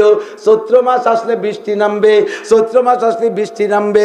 যদি বৃষ্টি হতে একটু দেরি হয়েছে, সব আল্লাহকে রব মাইনা কয়েকজন মৌলবী নিয়ে ডাঙ্গার মধ্যে বিলির মধ্যে যাইয়া 2 রাকাত নামাজ পড়ে কানছে, ওই জায়গাতে ভিস্তি বাড়ি আইছে। কতক্ষণ বৃষ্টির সময় মতো হয়েছে তো হয়েছে, কারণ তাওয়াক্কুল রবের উপরে, রবই আমারে বৃষ্টি দেয় এই বলে আল্লাহর দিকে তাওয়াক্কুল করছে। সময় মতো আল্লাহ বৃষ্টি দিয়েছে, চাষবাস করছে, ফসল হয়েছে, না খাইয়ে কেউ মারা যায় নেই, না খাইয়ে কেউ মারা যায় নেই, আল্লাহর রহমতে সবই সুস্থ ছিল। ও দোস্ত, এরপরে মানুষে আইসা যদি বৃষ্টি হইতে দেরি করছে, তাহলে যে ইস্তেসকার নামাজ পড়ছে, দোয়া করছে, বৃষ্টি পাইছে। এখন আল্লাহ পাক রব্বুল আলামিনকে রব নামাই না, আল্লাহর অপেক্ষা না কইরে কবে আল্লাহ বৃষ্টি দেবে তা ঠিক আছে নাকি? পথ পাইপ বোরিং কর। তোমরা বোরিং বানাইয়া নিজের উপরে নিজে আত্মনির্ভরশীল হয়ে গেছো, নিজের এস্টাবলিশ মনে করো, রবের দিকে তোমাদের মুনাজাত নাই। আল্লাহ কয় ঠিক আছে, তোরা যখন ব্যবস্থা করিয়ে নিছিস আমি উপর দ্বারে অনিয়ম করে দিলাম, যখন বৃষ্টির দরকার না সেই সময় দিয়ে দেশের সব কলই শেষ করিয়ে দেব। পানি যখন উঠাই কাতি বাড়িছি আর উপরে একটু ছাতি কড্ডুল লাগে দেখ। কতক্ষণ উঠাইয়া রবরে রব বলে মানবি না, নিচে তো উঠাই খাবি। আমি দিলাম এইটুক ঠেহা, মাত্র 2 বারে 2 দিন 4 দিনের বৃষ্টিতে লক্ষ লক্ষ কোটি কোটি টাকার কাইতেন ফসল শেষ। দাও এবার বাম্পার ফলন। গতবার বাম পাই দিয়ে ফলাইছে, এবার ডান পাই দিয়ে ফলাও। তাওয়াক্কুল যখন ওই জায়গাতে ছুটে যায়, আসবাবের উপরে ভরসা যায়, রবকে রব বলে বাদ দিয়ে যখন মখলুকরে রব বানাবা, আসবাবরে রব বানাবা, আসল রব সব কিছু অনিয়ম করে দেবে। আল্লাহ কায় জহরাল ফাসাদু ফিল বাররি ওয়াল বাহরি বিমা কাসাবাত আইদিন নাস। এই যে উল্টো পাল্টা দেখো, অনিয়ম দেখো, প্রাকৃতিক দুর্যোগ, প্রাকৃতিক অনিয়ম। আগে যে টাইমে শীত আসার কথা ছিল, এখন সে টাইমে আসে না। আগে কাতি মাসের শেষেতেই শীত শুরু হয়ে যেত, মুরব্বীরা কথা বলেন। কাতি মাসের পুরো অগ্রাণ থাকতো শীত, পৌষ মাসে থাকতো শীত, মাঘ মাসে থাকতো শীত। আর এখন মাঘ মাসে ঘামে যাচ্ছে আমার পুরো শরীর ঘাম, পাখা নিয়ে বাতাস দিতে। শীতই লজ্জা ভাই, আমার বাইছে কি, শীতের মধ্যে বাতাস নেই। রব আমার আল্লাহ। আল্লাহকে আমাকে যতক্ষণ পর্যন্ত রব মানবি, আমি আল্লাহ খাওয়াই, আমি আল্লাহ পড়াই, আমি আল্লাহ বাচ্চার জন্ম দেই, আমি আল্লাহ পাক তোর সব ব্যবস্থা করি, এই কথার পর অটল থাকবি। বহুত মানুষ আছে, ছেলেটা যদি না থাকতো, এই একটা বাচ্চা যদি চাকরি না করতো, তাই তো কুইয়ে যেতাম মই দিয়ে, ওর কামাই তো খাচ্ছি। অনেক মানুষ আছে তাদের ওইরকম একটা ছেলে নাই, তারা তো সব মরিয়ে সাফ হয়ে গেছে,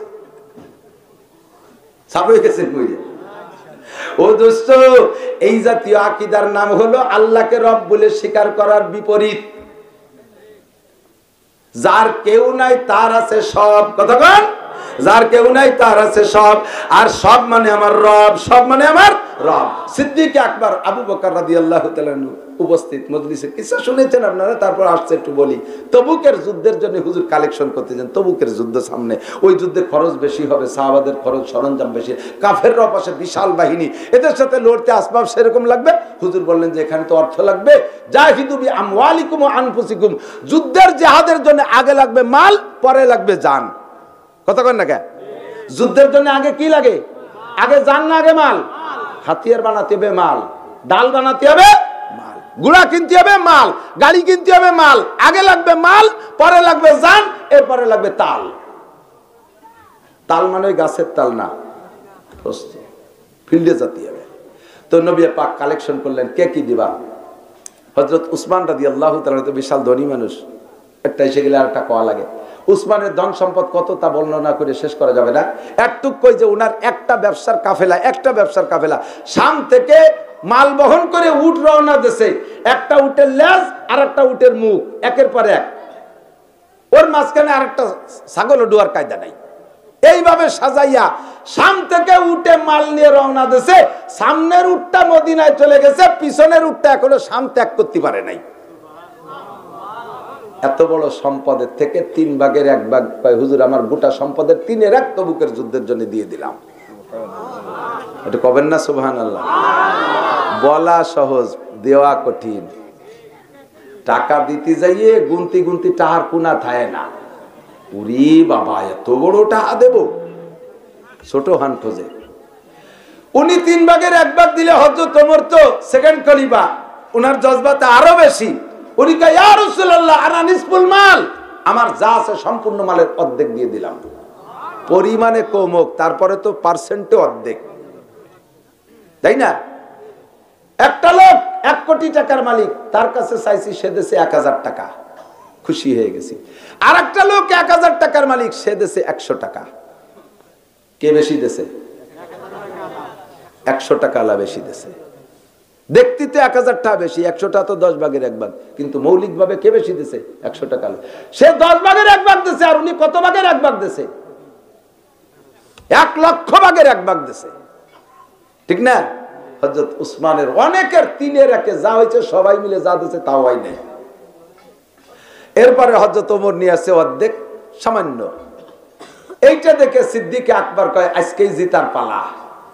ক্রিকেট খেলার মতো, ক্রিকেটে আগের পার্টি যারা খেলে যায়, রান যে পর্যন্ত নেয়, পরে লাগে দুমুড়িয়ে যায়, ওইটি ফাঁসে বেলাতি। তবে তারা একটা টার্গেটের মধ্যে থাকে যে এইটুক পিছিয়ে বেলাইয়ে একবার তিবালি জিতা, ঠিক না? তো লাস্টে যিনি খেলেছেন হযরত উমর অর্ধেক মাল দিয়ে খেলা দেখাইছে, হযরত আবু বকরকে এবার খেলা জমবে। বাড়ি যাইয়া যা ছিল সব গোছাই গাছাই এক জায়গায় হইলে একটা লুঙ্গি বিছাই, ওর মধ্যে লুঙ্গির এই সাইড কোণে বাঁধিয়ে বাঁধিয়ে যে টুলিকে মতো বৈদ্যকে মতো টুল্লা বাঁধে না, ওইরকম বাঁধিয়ে মাথায় নিয়ে আসি, এসে সব দিয়ে দিছে। পরনে ছিল সালার শর্ট, পরনে যে ভালো কাপড়টা ছিল ওটা ওর মধ্যে দিয়ে দিছে।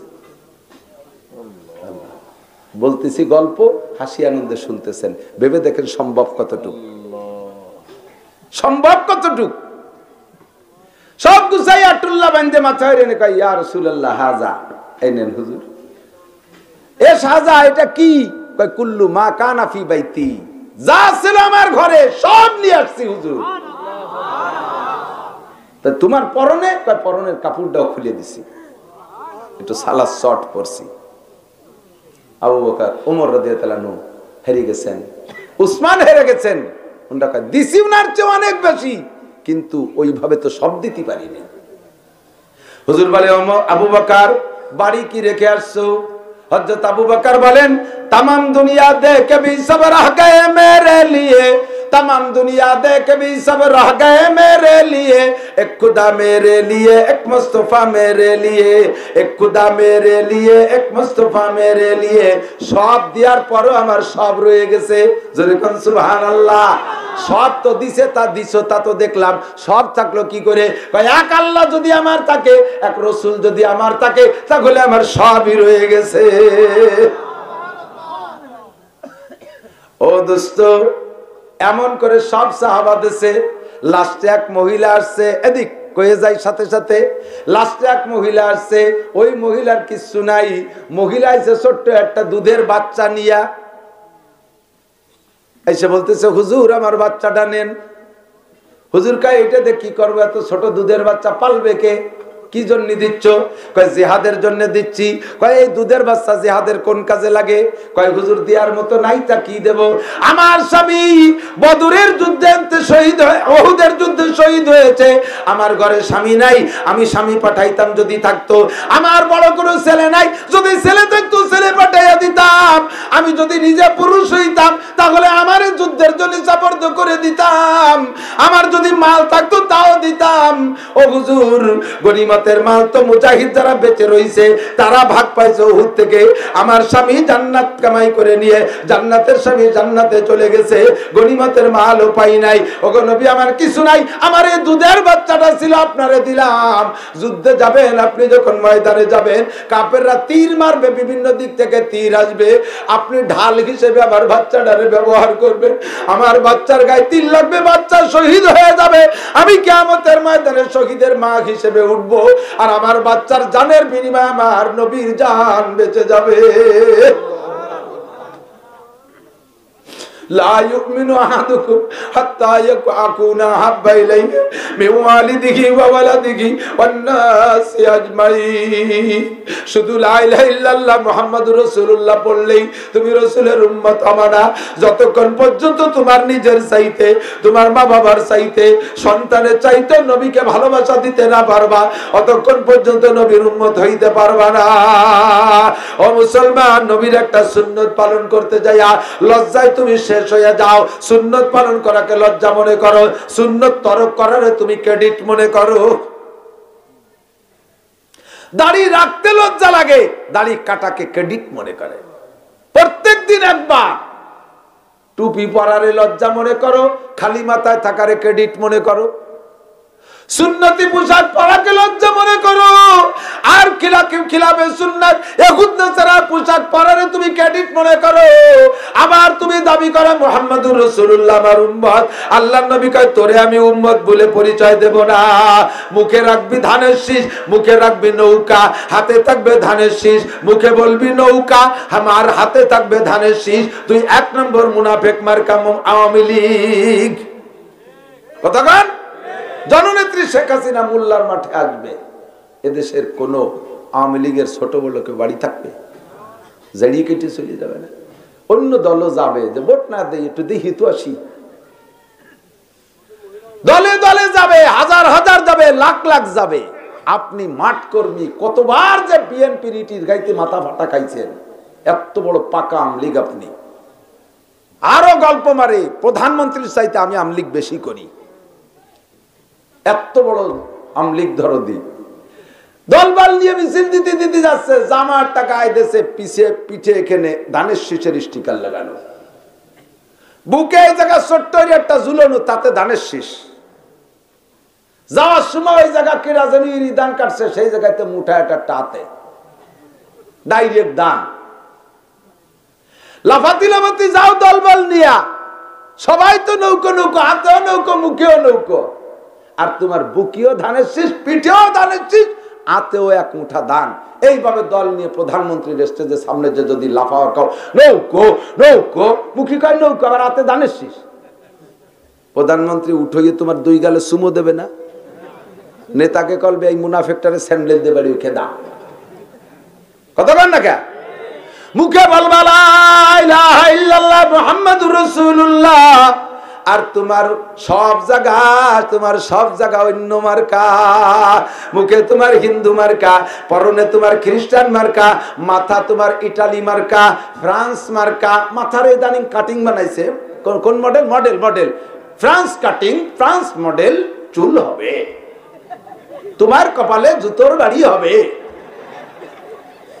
তুমি মুনাফেক মার্কা আমলিগ, তুমি মুনাফেক মার্কা বিএনপি, তুমি মুনাফেক মার্কা মুসলমান। কতক্ষণ তোর কোন মার্কাই নাই, ইন্নাকা লামিনাল মুনাফিকিনা হাক্কা, তুই পাক্কা মুনাফিক। চলে যাই জায়গা মতো দোস্ত, দুনিয়ার কেউ রে রব মানবো না, কথা ঠিক। খাওয়ায় কে? একিন রাখেন, ব্যারাক না থাকলে শেষ হয়ে যেতাম। যারা বলে এই দেশে এনজিও না আসলে তোমরা আইজও ফকির থাকতা, তুমি এখনো মোমেন হতে পারো নাই। তুমি ওই জায়গা রব বলে আসছো, তা ভুলে গেছো। এনজিও এসে আমাদের দেশটারে চুষিয়ে খাচ্ছে, কতক্ষণ চুষিয়ে খাচ্ছে, হাজারো মানুষকে ভিটে ছাড়া করতে বেইজ্জতি করে ছাড়তেছে। আমি নিজে চোখে দেখছি, মহিলা সপ্তাহে কিস্তি, ওরে কিস্তি রে কিস্তি, নুহু নবীর কিস্তির চেয়ে বড় কিস্তি। আগের সপ্তাহে শনিবার আসতে একদিন, যদি কোনো জায়গায় থেকে লোন আনে তাহলে কিস্তি শনিবার আসে 2 বার সপ্তাহে। এই শনিবারে দিয়ে ছাড়তে পারতি না, আবার শনিবার আছে, মানে বিপদের শনিবার তো খুব ঘন ঘন আসে। আর অফিসাররা মোটর সাইকেল নিয়ে আইসে উঠোনে দাঁড়াইতে, মাজা ভেঙ্গে দাঁড়াইতে, কালেক্টর যারা কয় কিস্তি ফেল করছে, মানে যে কিস্তির টাকা আইনি সমিতির টাইনি ক্যান্সেল ব্যাংক তা আটে গেছে, সরে নিয়ে গেছেন, দেবে কয়েকদিন, যার দিন ছিল কামাই দিতেছে, শোধ করে পারে নাই। এখন বারবার ঘুরায় আনে তো বিটিকে নামে, পুরুষকে নামে না, কারণ পুরুষটা ইন্ডিয়া চলে যেতে পারে, বউ তো আর বাড়ি থেকে যেতে পারতেছে না। এত কৌশল শয়তানের কাছ থেকে শিক্ষা নিয়ে আইছে, শয়তানের কলেজের শিক্ষিতরা সুন্দর করিয়া মহিলাকে নামে। আর মহিলা বয়তে দৌড়ইয়ে পায়খানার মধ্যে চলে গেছে। ওই মোটর সাইকেলের শব্দ মুখস্থ রাখছে, যে কোন গাড়ির কোন শব্দ, আমাকে স্যারের কোন শব্দ, এই শব্দ শুনিটের পাই যাইয়ে পায়খানার মধ্যে বলাইছে। এই পায়খানা আবার ওই বেড়াকা লাগে দেয়া। ছোট্ট বাচ্চা একটা বাইরে উঠোনে এসে জিজ্ঞেস করেন দেশে, ভাবি ভাবি কথা কয় না, আমি এটা ভাবি কোথায়, তোমার কি হয়? আমার আম্মু হয়। কোথায় গেছে? আপনার ভয়তে পায়খানায় গেছে। পোলাপান আবার মিথ্যে কথা কয় না, আপনার ভয়তে পায়খানা গেছে। মোটর সাইকেল ফিরে গিয়ার দিয়ে, পিক আপ দিয়ে সেই মোটর সাইকেলের পায়খানার বাথরুমের দরজার সাথে চাকা লাগাই দিয়ে হরেন দেশার ডাকতেছে, কয় আর কতক্ষণ হাঁকবেন? বাংলা। আপনারা মনে করেন যে বসে বসে জায়গায় বানায়, আমার সাথে ঘোরেন, আপনারা সবাই বক্তা হয়ে যাবেন, এইগুলো সব সামনে বাঁধে। আর কতক্ষণ হাঁকবেন? বাংলা। দেখে আমার কাছে মেজাজ গরমে, আমি বলি ভাই, একটা মহিলার ইজ্জতের চাইতে আপনার টাকার দাম বেশি হয়ে গেল, আপনি সরেন, গেট খুলতে দেন। আপনি যেভাবে টাইট দিয়ে দাঁড়াচ্ছে তো দরজা খুলতে পারতেছে না। কয় যে হুজুর, আমিও বুঝি উনার ইজ্জতের চাইতে আমার চাকরির দাম বেশি, আজকে কিস্তি না নিয়ে গেলে আমার চাকরি নট করে দেবে। টাকা আনার সময় নকনকায় আনতে পারো, কিস্তি দেওয়ার সময় পারো না, সে টাকা খাতি যাও কে? বুজুর্গানে দিন বলেন, ইজ্জত কি সুকি রুটি বেহতর, জিল্লত কি মুরগে মুসলমান সে।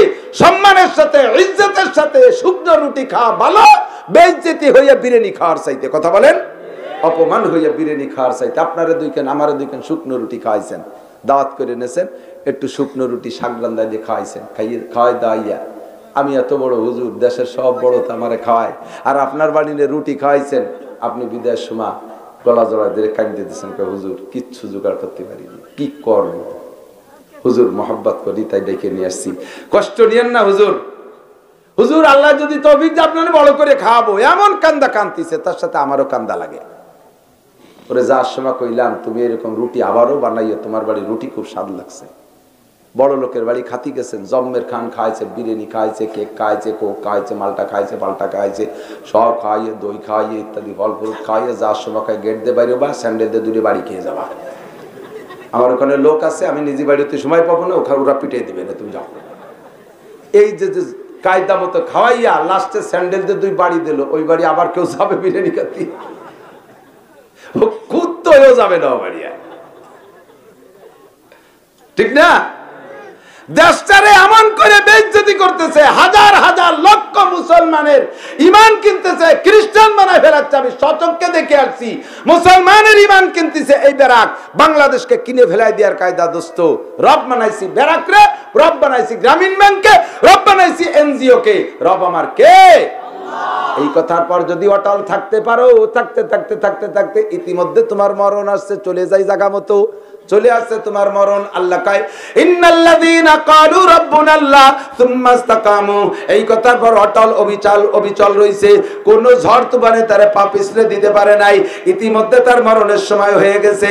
তাতানাজ্জালু আলাইহিমুল মালাইকা, এদিক তাকান, সময় মতো আইসা গেছি। কয় তাতানাজ্জালু আলাইকা, জান্নাতের পিকচার দিয়ে হ্যান্ড প্লে কার্ড বানাইয়া হাতে করে নিয়ে 500 ফেরেশতা আসবে আপনাকে অভ্যর্থনা জানাইতে, আপনাকে ইস্তেকবাল করতে, আপনাকে রিসিভ করার জন্য। ওরা এসে কি কয়? কয় আল্লাহ তাখাবু, আজরাইল দেখে তুমি ভয় পেও না। আল্লাহ তাখাবু, আজরাইল দেখে ভয় পেও না। আজরাইল দেখে ভয় পেও না। আল্লাহ তাখাবু। এরপরে ওয়ালা তাহজানু, তুমি দুনিয়া থেকে চলে গেলে তোমার ইন্ডাস্ট্রিজের কি হবে, তোমার দেশের কি হবে, তোমার ইউনিয়নের কি হবে, তোমার কাজের কি হবে, ছেলেমেয়ের কি হবে, বউ বাচ্চার কি হবে, এই ব্যাপারে তোমার কোনো টেনশন করা লাগবে না।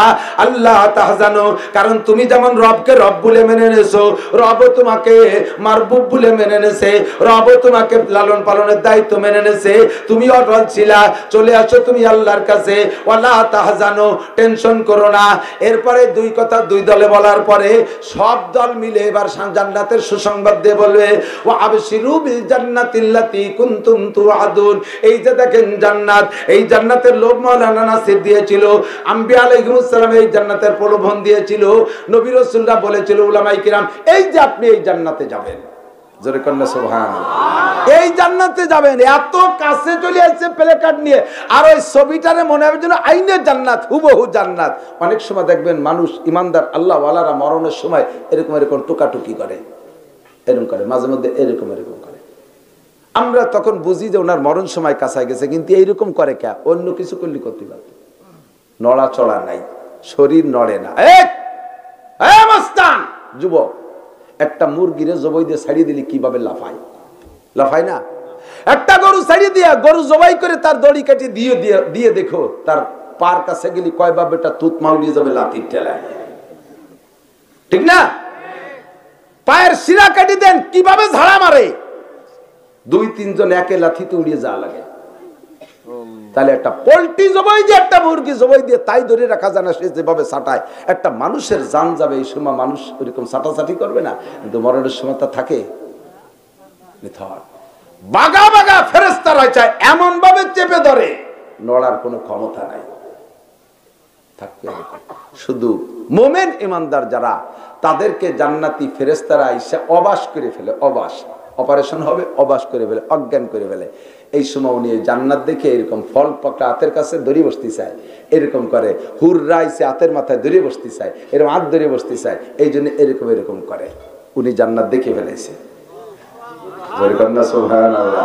জান্নাত দেখে বেড়াইছে। 500 ফেরেশতারা জান্নাতের প্রেকার দেখার কয় ওয়া আবশিরু বিল জান্নাতিল্লাতী কুনতুম তুআদুন। হে আল্লাহর বান্দা, হে আল্লাহর বান্দি, হে জরিনা সকিনা, জীবনে কোনদিন লোহাগাড়ার মার্কেটে যাইয়া ল্যাংটা মার্কেট করো নাই, কোনদিন তোমরা ওই ব্রিজ দেখার জন্য বারবার মধুমতি নদীর পাড় দিয়ে ঘোরাফেরা করো নাই, ওরে আর্মি ক্যাম্পের পাশ দিয়ে যে ফিল্ডিং মারো নাই, রাস্তায় যাও নাই, ঘোরাফেরা করো নাই, তোমরা যাও নাই, অন্যায় করো নাই। হে আমার বান্দি, হে আল্লাহর বান্দি, বান্দি দিনদার ইমানদার, আমরা এসেছি তোমার জান্নাতের জন্য, এই জান্নাতে তুমি যাবা। ওয়া আবশিরু বিল জান্নাতিল্লাতী কুনতুম তুআদুন, এই জান্নাতের ওয়াদা দেয়া হয়েছিল তুমি এখানে যাবা। ইতিমধ্যে ফেরেশতা জানটা কেড়ে নিয়ে যাওয়ার চেষ্টা করবে। আসবে আজরাইল আলাইহিস সালাম। মুমিন যদি হন, আপনার মাথার কাছে মখমলের একটা সবুজ কাপড় বিছাইয়া, সুগন্ধিওয়ালা একটা কাপড় বিছাইয়া, আপনার বুকের উপর দিয়ে অন্যাসে হাত টানতে টানতে টানতে নিয়ে আসবে। দেখবেন মানুষ মারা যাওয়ার আগে, নিয়মতান্ত্রিক যারা মারা যায়, ধীরে ধীরে এই পাশ আস্তে আস্তে ওদিক থেকে অবাস হতে হতে আসে। শেষে খালি চোখটা চেয়ে থাকে, ছোট ছোট পলক মারে, ঠোঁটটা নড়ে, জিহ্বাটা নড়ে, লাস্টে একেবারে ঠেস শেষ পেশ ঠোঁটটা হালকা বাঁকা করে কোন ফাঁকে চলে গেছে টের পাওয়া যায় না। আজরাইল আলাইহিস সালাম মুখের কাছে যখন হাত আনে, জান্নাতি ব্যক্তির রূহটা হাতের তালুতে চলে আসে। আজরাইল বলে, আমি জীবনে কোনোদিন মানুষের রূহ দেখলাম না, তা কেমন, এত মানুষ মারলাম, রুহুটা দেখতে পারলাম না। নিয়ে ওই সবুজ বরণের কাপড়ের উপর এরকম রাখে, হাতটা পাতলা হয়ে যায়, কাপড়টারে গুটাইয়া এবার আসমানের দিকে উড়াল দেয়। আসমানের দিকে উড়াল দেয়। আসমানের দিকে যখন উড়াল দেয়, তখন ওই 500 ফেরেশতার সাথে কয়, নাহনু আউলিয়াউকুম ফিল হায়াতিদ দুনিয়া, দুনিয়ার জিন্দেগিতে আমরা তোমার সাথে ছিলাম, অফিল আখিরা, আখিরাতেও থাকবো, চলো তোমার সাথে যাই। এই 500 ফেরেশতাই একসাথে আজরাইল আলাইহিস সালামের সাথে জানটা নিয়ে আসমানের গেটে যায়। আসমানের গেটে গেলে আসমানের ফেরেশতারা প্রশংসার সাথে অভ্যর্থনা জানায়া, সালাম দিয়ে তাকে অভ্যর্থনা জানায়, গেটটা খুলে দেয়, চলে যায় একে একে 7 আসমান পার হইয়া একেবারে লাস্টে সর্ব উপরে যাইয়া একটা খাতা আছে, নাম তার ইল্লিন। ইল্লিন মানে উপর, সর্ব উঁচা, ওই খাতায় নামটা লেখাই দিয়া এরপরে আবার জানটা নিয়ে আসে, ওখান থেকে নিয়ে আসে, সঙ্গে সঙ্গে 500 ফেরেশতা থাকে। নাহনু আউলিয়াউকুম ফিল হায়াতিদ দুনিয়া ফিল আখিরা। এরপরে যখন কবরের নিয়া মাইয়েতের ফিরে আবার বুকের মধ্যে আমরা দাফন করে দেই, আবার সিনের মধ্যে জানটা দিয়ে দেওয়া হয়।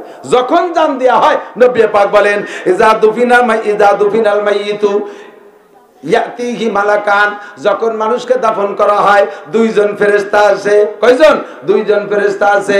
এদের নাম মুনকার নাকির। 2 জন ফেরেশতা আইসা ওই মাইয়েতের ভিতরে জানটা আবার ফিরাই দিয়া তাকে আবার বসায়, ফায়ুজলিসানিহি, তাকে আবার বসায়। এরপরে তারে 3টা জিজ্ঞাসা করে।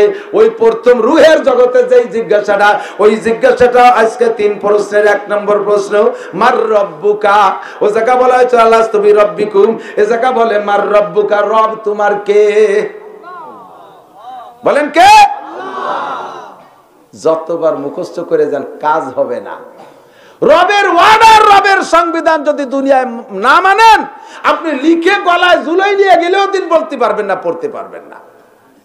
আর রবের বিধান যদি মানেন, আপনি মুখস্থ করে দিন না করলেও অনায়াসে মুখ দিয়ে বের হয়ে আসবে, রাদিতু বিল্লাহি রব্বান। বলেন এ কবানা পিছনালারা, রাদিতু বিল্লাহি রব্বান, রবিনা রাদিতু বিল্লাহি রব্বান। রাদিতু মানে আমি সন্তুষ্ট আছি, বিল্লাহ মানে আল্লাহর প্রতি, রব্বান কোন দিক দিয়ে? আল্লাহই আমার রব। এই রব হওয়ার দিক দিয়ে আমি সন্তুষ্ট ছিলাম আল্লাহর উপরে, কারণ আমার যা যেমন দরকার সেরকম পরিবেশন করছে। মায়ের পেটে ছিলাম, রক্ত দিয়ে আমারে বড় করতে হবে, তাই সেখানে দিয়েছে। জন্মের পরে আমার মা রুটি খায়, ভাত খায়, আমি জন্মের পরে রুটি ভাত খাইতে পারতাম না, আমার জন্য দুধ লাগবে। আমার আল্লাহ মায়ের ফিডার ফিলাক্সে গরম ঠান্ডা মিশ্রিত, হালকা মিষ্টি, হালকা ঘন, হালকা পাতলা, সুন্দর দুধের ব্যবস্থা করেছে। এরপরে ধীরে ধীরে বড় হব, হালুয়া খাবো, তার ব্যবস্থা আল্লাহ রেখেছে। এরপরে বড় হয়ে যা খাইতে পারবো সব ব্যবস্থা আল্লাহ রেখেছে। গরমকালের পোশাক আল্লাহ দিয়েছে, শীতকালের পোশাক আল্লাহ দিয়েছে। সিজনালি রোগ ব্যাধির প্রোটেক্ট মোকাবেলা করার জন্য যখন লেবুর দরকার লেবু দিয়েছে। আনারস খাইলে আর এক প্রকার রোগ থেকে বাঁচা যায়, আমার আল্লাহ আনারস দিয়েছে। আম খাইলে শরীরের ভিতরে অনেক ক্যালসিয়াম এনার্জি আসে, আমার আল্লাহ আম দিয়েছে। কাঁঠাল খাইলে শক্তি বাড়ে, আমার আল্লাহ কাঁঠাল দিয়েছে। আমার পানির দরকার তা দিয়েছে, লবণের দরকার তা দিয়েছে, অল এভরিথিং যা যেমন দরকার সব আমার দিয়েছে। এই জন্য আমি আমার রবের উপরে খুশি। রাদিতু বিল্লাহি রব্বান, আল্লাহর উপরে, রবের উপরে খুশি, যেহেতু আমার আল্লাহই আমার রব। বলতে পারবেন রাদিতু বিল্লাহি। 2 নম্বর প্রশ্ন, অবিল ইসলামি দীনান ওমা দীনুকা, তুমি কোন ধর্মের ছিলে? ছিলাম তো আল্লাহ ইসলাম ধর্মের উপরে। তো তোরে যে উড়াকান্দি ঠাউর বাড়ি দেখলাম, এই পাশে যেন কোন জায়গায় তারক গোসাই, তোরে যে তারক গুসার ওই জায়গায় এই খাতি দেখলাম, নাড়ু খাতি দেখলাম, লাড্ডু লাড্ডু কুলুকির ডেলা গেছিলাম একটু হিন্দু বন্ধু বান্ধব আছে তো। আল্লাহ কয় নাই ও কথায় কাম হবে না, নাক ভেঙে ফেলা দিবা। খবিস, তোর সাথে কি তোর কোন হিন্দু বন্ধু তোর সাথে ঈদুল আজহার নামাজ পড়েছে? তোর সাথে কোন হিন্দু বন্ধু তোর সাথে ঈদুল ফিতর পড়ছে? তোর সাথে কোন হিন্দু বন্ধু তোর সাথে রোজার মাসে তারাবির নামাজ পড়ে নাই, রমজানের রোজা রাখে নাই, তোর মতো টুপি পরে নাই, তোর মতো মুসলমানের মতো পোশাক পরে নাই, সুন্নতি পোশাক পরে নাই, তোর সাথে কোনোদিন গরুর গোশত খাই নাই, তোর সাথে তারাবির নামাজ পড়তে যাই নেই, তোর সাথে শবে বরাত শবে কদরের উদযাপন করে নাই, তোর সাথে মাদ্রাসায় যাই নেই, তোর সাথে কোরআন শরীফ পড়ি নেই, তোর কোনো কিছু সে নেই নেই। এ টালটু, তুইও জায়গা গেলি ক্যা? তুই যে কবি যে আমার দিন উকার জব কি দিবি, যতই মুখস্থ করে যাও, যদি দিনের উপরে না থাকো, উল্টো পাল্টা চলো, তুমি লেখে নিয়ে গেলেও ভর্তি পারবা না। দিক তাকান, যারা লেখাপড়া না করে ওরা নকলও করতে দিশে পায় না, লেখে নিয়ে গেলেও তা দেখে লিখতে পারে না।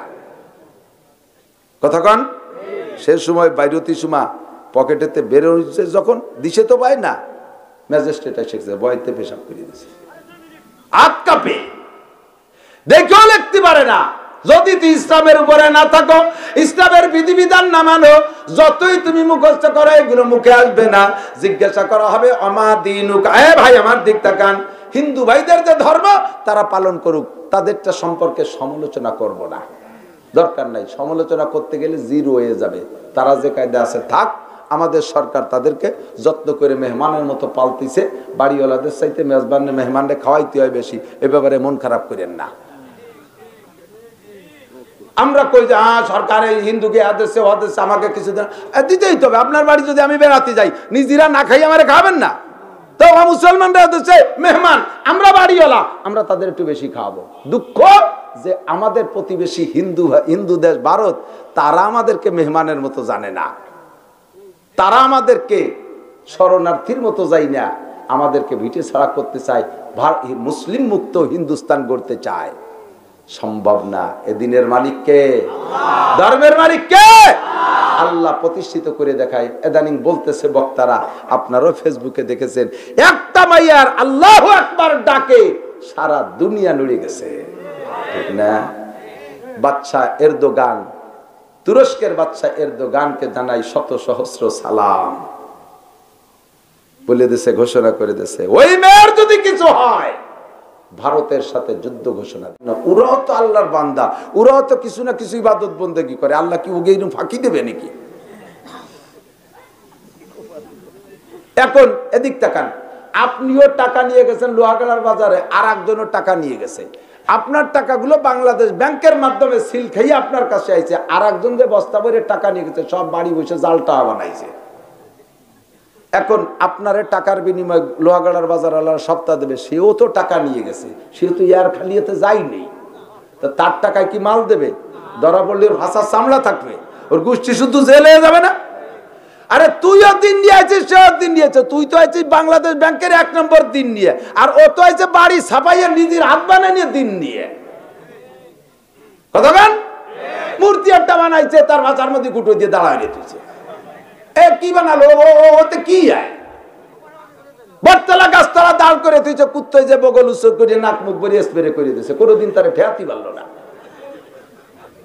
তাহলে 1 নম্বর বিশ্ব ব্যাংকের ডলার নিয়ে আয়, আমার কাছে খানা আছে, ওই আব্বানাই নিয়ে ডলার আনলি ওতে কিচ্ছু হয় না, বরঞ্চ মাইর খাতে আয়, ঠিক না? আমি সেদিকার যাইতে চাচ্ছি না দোস্ত, আমরা বলি না, কিচ্ছুই বলি না, আমরা মুসলমান হিন্দু ভাইদের ধর্ম নিয়ে বাংলাদেশে একটু ব্যঙ্গ ঠাট্টা করি না। তাদের বলেছি লাকুম দীনুকুম ওয়ালিয়া দিন, তোমাদের দিন তোমরা পালন করো, আমাদের দিনে আমরা থাকি। কিন্তু সংখ্যাগরিষ্ঠ মেহমানরা বাড়ির পর আইসা এমন দাপট শুরু করছে যে মেজবান বাড়িওয়ালাই ভিটেই থার কায়দা নাই। মেহমানদের যত্ন করবো ঠিক আছে, কিন্তু মেহমান যদি বাড়ি আলারে তাড়াই দিতে যায়, সেই সময় কি মেনে নিয়ে যায়? খিটুনি মেটুনি যা পাবো তাই দিয়ে দাবর শুনিয়ে দেবো না? খিটুনি চেনেন? ওই চুলোয় যে লাকড়ি নাড়াই দেয় বিটিরা, ওরে খিটুনি, খুসানি খিটুনি। যার কাছে যা পাবে কেড়াইল দিয়ে বাড়ি শুরু করবে, ওরে মেহমান তোর গোষ্ঠী বাংলায় কইয়ে মায়ের শুরু করে দেবে। এখন এই দেশে থাইকা এই দেশের সরকারও মুসলমান, প্রেসিডেন্ট মুসলমান, প্রধানমন্ত্রী মুসলমান, স্বরাষ্ট্রমন্ত্রী মুসলমান, স্বাস্থ্যমন্ত্রী মুসলমান, ধর্মমন্ত্রী মুসলমান, এত মন্ত্রীদের ভিতরে থাইকা মেহমানে আমার নবীরে গালি দেয়, আমার কোরআন রে বেইজ্জতি করে, আমার ধর্মরে ঠাট্টা করে। এখন এই মেহমানের সাথে কেমন আচরণ করা দরকার? অথচ ভারতের একটা জাতীয় সঙ্গীত আমার মোবাইলে আছে, শুনবেন। মুসলমান স্কুলে, মুসলিম স্কুলে, কাশ্মীরের ভিতরে মুসলিম স্কুলে এই মুসলমান ছেলেদের জাতীয় সঙ্গীত হিন্দু কা উঁচা নাম রহেগা। তার সঙ্গীতের ভিতরে হিন্দু কা উঁচা নাম রহেগা, হিন্দু কা উঁচা নাম রহেগা। তার মানে এই ভারতের ভিতরে আমরা যতই মুসলমান হই, হিন্দুদের নামই উপরে থাকবে। এ কথা বলে তারা স্বীকার করে। তোমরা এ জায়গা মুসলমানদের নাম উপরে থাকবে, স্বীকার করতে কষ্ট কোন জায়গায়? এখন মুসলমানরা সাথে ঘুরতে ঘুরতে কয়, হুজুর ও গিয়ে একটা ধর্ম, একেবারে উরম কইেন না। বলার সাথে সাথে তুমিও হিন্দু হয়ে গেছো, দুদু তুমিও হিন্দু হয়ে গেছো, তোমার ইমানটা বাঁচাও। ওদের ধর্ম কোন ধর্ম জোর হলো না। ইসলাম, আমার আল্লাহ আমার সার্টিফিকেট দিয়েছে, ধর্ম বলতে একমাত্র কবরও জিজ্ঞেস হবে মা দিনুকা, তোমার দিন কি, তোমার ধর্ম কি? ওই সময় আপনি যদি জবাব দিতে পারেন অবিল ইসলামি দিনান, আমি সন্তুষ্ট আছি ইসলামের উপরে, ধর্ম হিসেবে একমাত্র হবে ইসলাম। এরপরে বলবে হুজুর আলাইহিস সালাতু ওয়াস সালামের একটা ছবি আপনার সামনে নিয়ে আসবে, ফেরেশতার একটা ছবি নিয়ে আসবে, কেমন হয় যেন হুজুর হেঁটে যাচ্ছে। আগে ওই যে বায়োস্কোপের ভিতরে দেখতেন না, ওই যে ফুটো দিয়ে দেখতাম, সুন্দর করে গান গাইতে, সামনের দিকে চাইয়ে দেখো, দেখিতে কায়দা ভালো, কি চমৎকার দেখা যায়, দেখিতে কায়দা ভালো দেখো রে। মনে আছে নাকি একটা গুলো? গান্ধী রাজার মেলো, সামনের দিকে চেয়ে দেখো, দেখিতে কায়দা ভালো দেখো রে। ছোটবেলায় 10 পাইতে দেখতাম ফুটো কেটে, এমন করে যেন নবী পাক সাল্লাল্লাহু আলাইহি ওয়াসাল্লাম, উদাহরণটা ভালো হয় নাই কিন্তু সিস্টেম এরকম, এই নবী পাক সাল্লাল্লাহু আলাইহি ওয়াসাল্লামকে সামনে দিয়ে নিয়ে যাবে, আপনি এদিক ওদিক তাকাইতে তাকাইতে দেখবেন নবী। যদি আপনি আশিকে নবী হন, নবীর সুন্নাত আপনার দেহের ভিতরে মুসলমান হিসেবে দাঁড়িয়ে থাকে, পাগল হয়ে দৌড় মারবেন, হাজা সাইয়্যিদি, হাজা নবী, হাজা রাসূলি। এই ইউটিউবাররা এই মাঝে একটু কেটে দিস, বেশি কুটি সারি চান না, কিন্তু মাঠে থাকতে পারবো না, এক সময় এসে যায়, ওই ভয় ভাই না। আল্লাহ আপনি দৌড় মারবেন, আমি মুহাম্মাদিন নবিয়ান, আর মুহাম্মদ সাল্লাল্লাহু আলাইহি ওয়াসাল্লামের পর রাজি আছি। কার পর? মুহাম্মদ সাল্লাল্লাহু আলাইহি ওয়াসাল্লামের উপরে কি আছেন? রাদিতু, ওই রাদিতু শব্দের সাথে আছে রাজি আছি, মানে সন্তুষ্ট আছি, খুশি আছি। কোন হিসেবে? নবিয়ান, নবী হিসেবে। কাদিয়ানীরে গোলাম মোহাম্মদ কাদিয়ানীর নবী মানি না, সুতাইহা তুলাইহারে নবী মানি না, আসওয়াদে আনাসিরে নবী মানি না, মুসাইলামাতুল কাজ্জাবরে নবী মানি না, আরো যত এমন আসবে সকলকে নবী তো দূরের কথা, সকলের কপালে জুতো মারি। কথা কন, কি মারি? জুতো মারি। মুহাম্মদ সাল্লাল্লাহু আলাইহি ওয়াসাল্লাম আমার একমাত্র নবী। কথাটা মুখ দিয়ে আসবে যদি তোমার মুখে পুরুষ হিসেবে সুন্নতি দাঁড়িয়ে থাকে, কথাটা মুখ দিয়ে আসবে যদি নারী হিসেবে তোমার ভিতরে দুনিয়ায় পর্দা থেকে থাকে, যদি সুন্নতের পাবন্দি করে থাকো, তাহলে তোমার মুখ দিয়ে আসবে।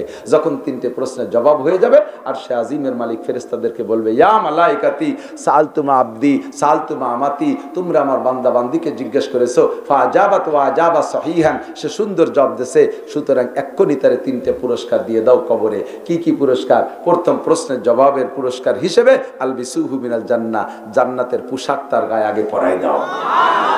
আর দুনিয়ার পোশাক চলবে না, ওটা থাক। দুনিয়ার পোশাক যে আমরা পরে কবর খুঁজে দিই, যে সেই কাফন রয়েছে গায়ে, বেস্টের জামা তো দেখলাম না, তো ওটা তো লাশের গায়ে রয়েছে, মানুষের গায়ে না। ওটা কিসের গায়ে? লাশের গায়ে। লাশ আর মানুষ আলাদা। আমার এখন নাসির কয়ে ডাকে, মানুষ কয়ে ডাকে, মারা যাওয়ার সাথে সাথে আর নাসির কয়ে ডাকবে না, মানুষ কয়ে ডাকবে না। ওই জায়গা মাঠের মধ্যে জানাজার জন্য লোক দাঁড়ায় রয়েছে, আমারে নিয়ে যাবে সেই জায়গা। ও জায়গার লোক কি জিজ্ঞেস করে, কন্ত লাশ কি আইছে? এ কি কয় যে নাসির কি আইছে, হুজুর কি আইছে? আমার আর নাসির আইছে, হুজুর আইছে কয় না, লাশ কি আইছে? তাহলে আমার মধ্যে কি না থাকার কারণে আমার লাশ কয়, রুহু না থাকার কারণে।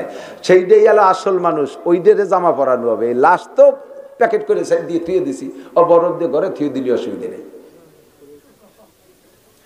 আমার যা চলে যাওয়ার কারণে আমি মানুষের থেকে নাম কাইটা লাশ হয়ে গেছি, সেই যে আলো মানুষ জামা পরাইলে সে জায়গা পরাবে, আর সেই জামার দেখার জন্য তোমার কোনো দূরবীনী কাজ হবে না, কোনো অনুবিক্ষতে দেখতে পারবে না।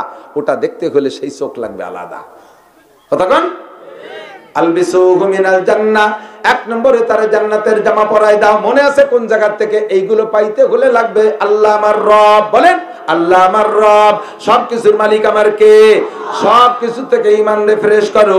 আখলিস দীনাকা ইয়াকফিকাল আমালুল কলিল, তোমার ঈমানকে খাঁটি করো, অল্প আমলই নাজাতের জন্য যথেষ্ট হইবে। ও দোস্ত, এই পুরস্কার পাইবেন। এক নম্বরে জান্নাতের পোশাক, দুই নম্বর প্রশ্নের জবাবের পুরস্কার আফরিসুহু মিনাল জান্নাহ, জান্নাতের জামা গাইদা মাটির মধ্যে শুয়ে থাকা যায় না, জান্নাতের বেড বিছানা লাগবে। কাজেই ফেরেশতারা এক্ষুনি আমার বান্দা বান্দিরে জান্নাত থেকে খাট আর তোশক বেড বিছানা দিয়ে দাও। হয়ে গেছে দুইটা। যখন জান্নাতের পোশাক আর জান্নাতের খাট বেড বিছানা, আল্লাহ পাক বলবেন তিন নম্বর প্রশ্নের পুরস্কারে দাও আফতাহু লাহু বাবান ইলাল জান্নাহ, সহিহ হাদিস, জান্নাতের সাথে ওর কবরে একটা দরজা খুলে দাও। জান্নাতের বাতাস যাবে, জান্নাতের ঘিরান যাবে, জান্নাতের আলো বাতাস পাবে, সবকিছু জান্নাতে পাবে। জান্নাতের সবকিছু কবরে পাবে, তবে ডাইরেক্ট জান্নাত না। ডাইরেক্ট জান্নাতে যাবেন হাসরের মাঠ কায়েমের পরে, ডাইরেক্ট দোজখ না, এটা পাবেন হাসরের মাঠ কায়েমের পরে। তবে কবরে বসে বিভিন্ন প্রকার আযাব আছে আর শান্তি আছে। আযাব পাবে কারা? যারা ওই তিন প্রশ্নের জবাব দিতে পারবে না। তারা কি বলবে? হা হালা আদরি, হা হালা আদরি, হা হালা আদরি, এই বলে চিৎকার মারবেন, কিছুই জানি না, কিছুই জানি না। অথচ তোমার নাম আব্দুর রহমান, তুমি মুসলমানের সন্তান, তুমি কত গরুর গোশ খাইছো, তুমি কত গরুর গোশ খাইছো, তুমি মুসলমান দাবি করেছো, তুমি মুসলমানিও নিয়েছো, তুমি খাতনা নিয়ে 3 দিন পর্যন্ত মাইক বাজাইয়া 2টা গরু জবাইতে খাওয়াইয়া আলকাতা করে লাখ লাখ টাকাও কালেকশন করছো, তুমি মুসলমানের সন্তান। অথচ বলতে পারো না, কারণ তুমি আল্লাহকে আল্লাহ বলে স্বীকার কইরা দুনিয়ার মখলুকের পর তুমি আস্থা নিয়ে গেছো। তুমি দিনকে, ইসলামকে দিন দাবি কইরা, অথচ তোমার মধ্যে ইসলামের কিছু নাই। তুমি নবীকে নবী দাবি করেছো, অথচ নবীর কোন সুন্নাত তোমার মধ্যে নাই। তো কো যাওয়া সুন্নতে আহমদ কো যা বা মোহাম্মদ কে বুয়াদ নিসবত তুরা, কলব মে সোজ नहीं, रूह में एहसास नहीं, कुछ भी पैगाम मोहम्मद का तुझे पास नहीं। ভিতরে জ্বালা নাই, বাহ্যিক আমল নাই, তোমার সাথে নবীর সাথে কোনো সম্পর্ক নাই, একটা সুন্নাত তোমার ঘরে বাইরে কোনো জায়গা নাই। কাজেই তুমি চেষ্টা করেও বলতে পারবা না। বলবা হা হা লা আদরি, কিছুই জানি না, কিছুই জানি না।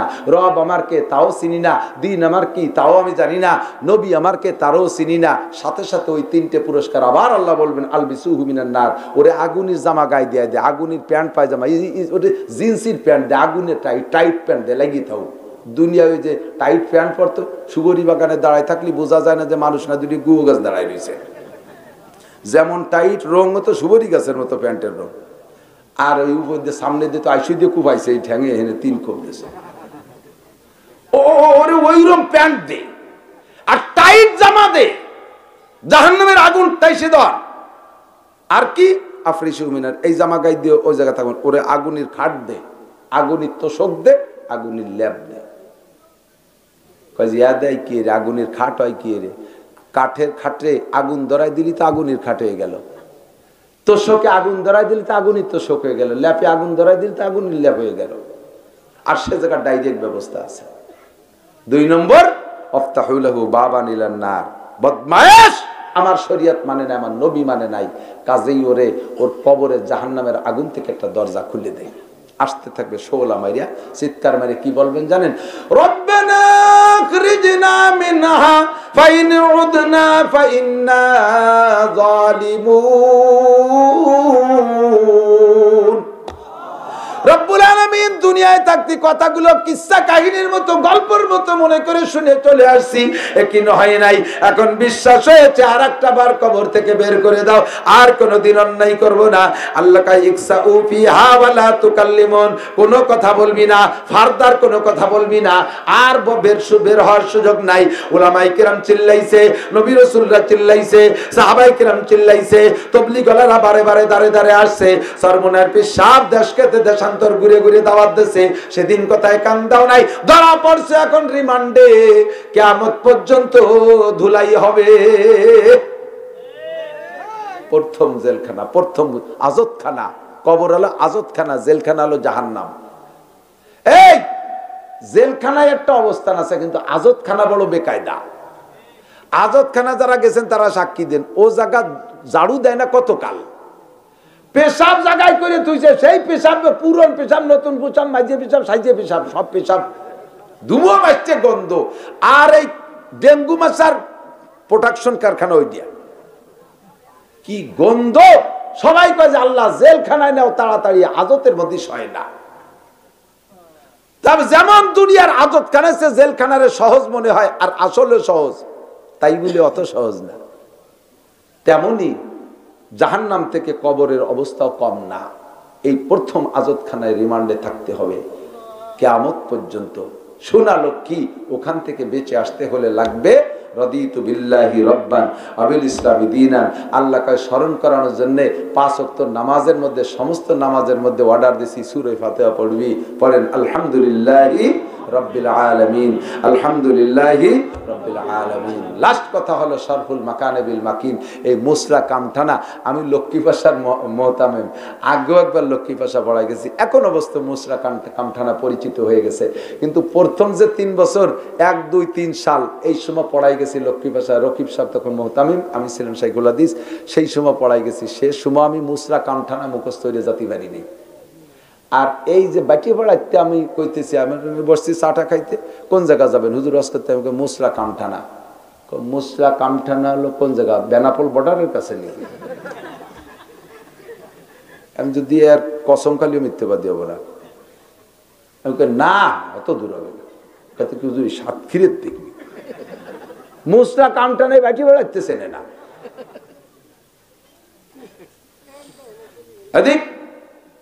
এতদিন না চিনলিও আগামীকাল সকালবেলা আমেরিকার যারা মুসলমান বাঙালি আছে, যারা ওয়াজ শোনে, তাদের কাছে শুনেন যে মুসরা কামঠানা গ্রামের নাম শুনছো?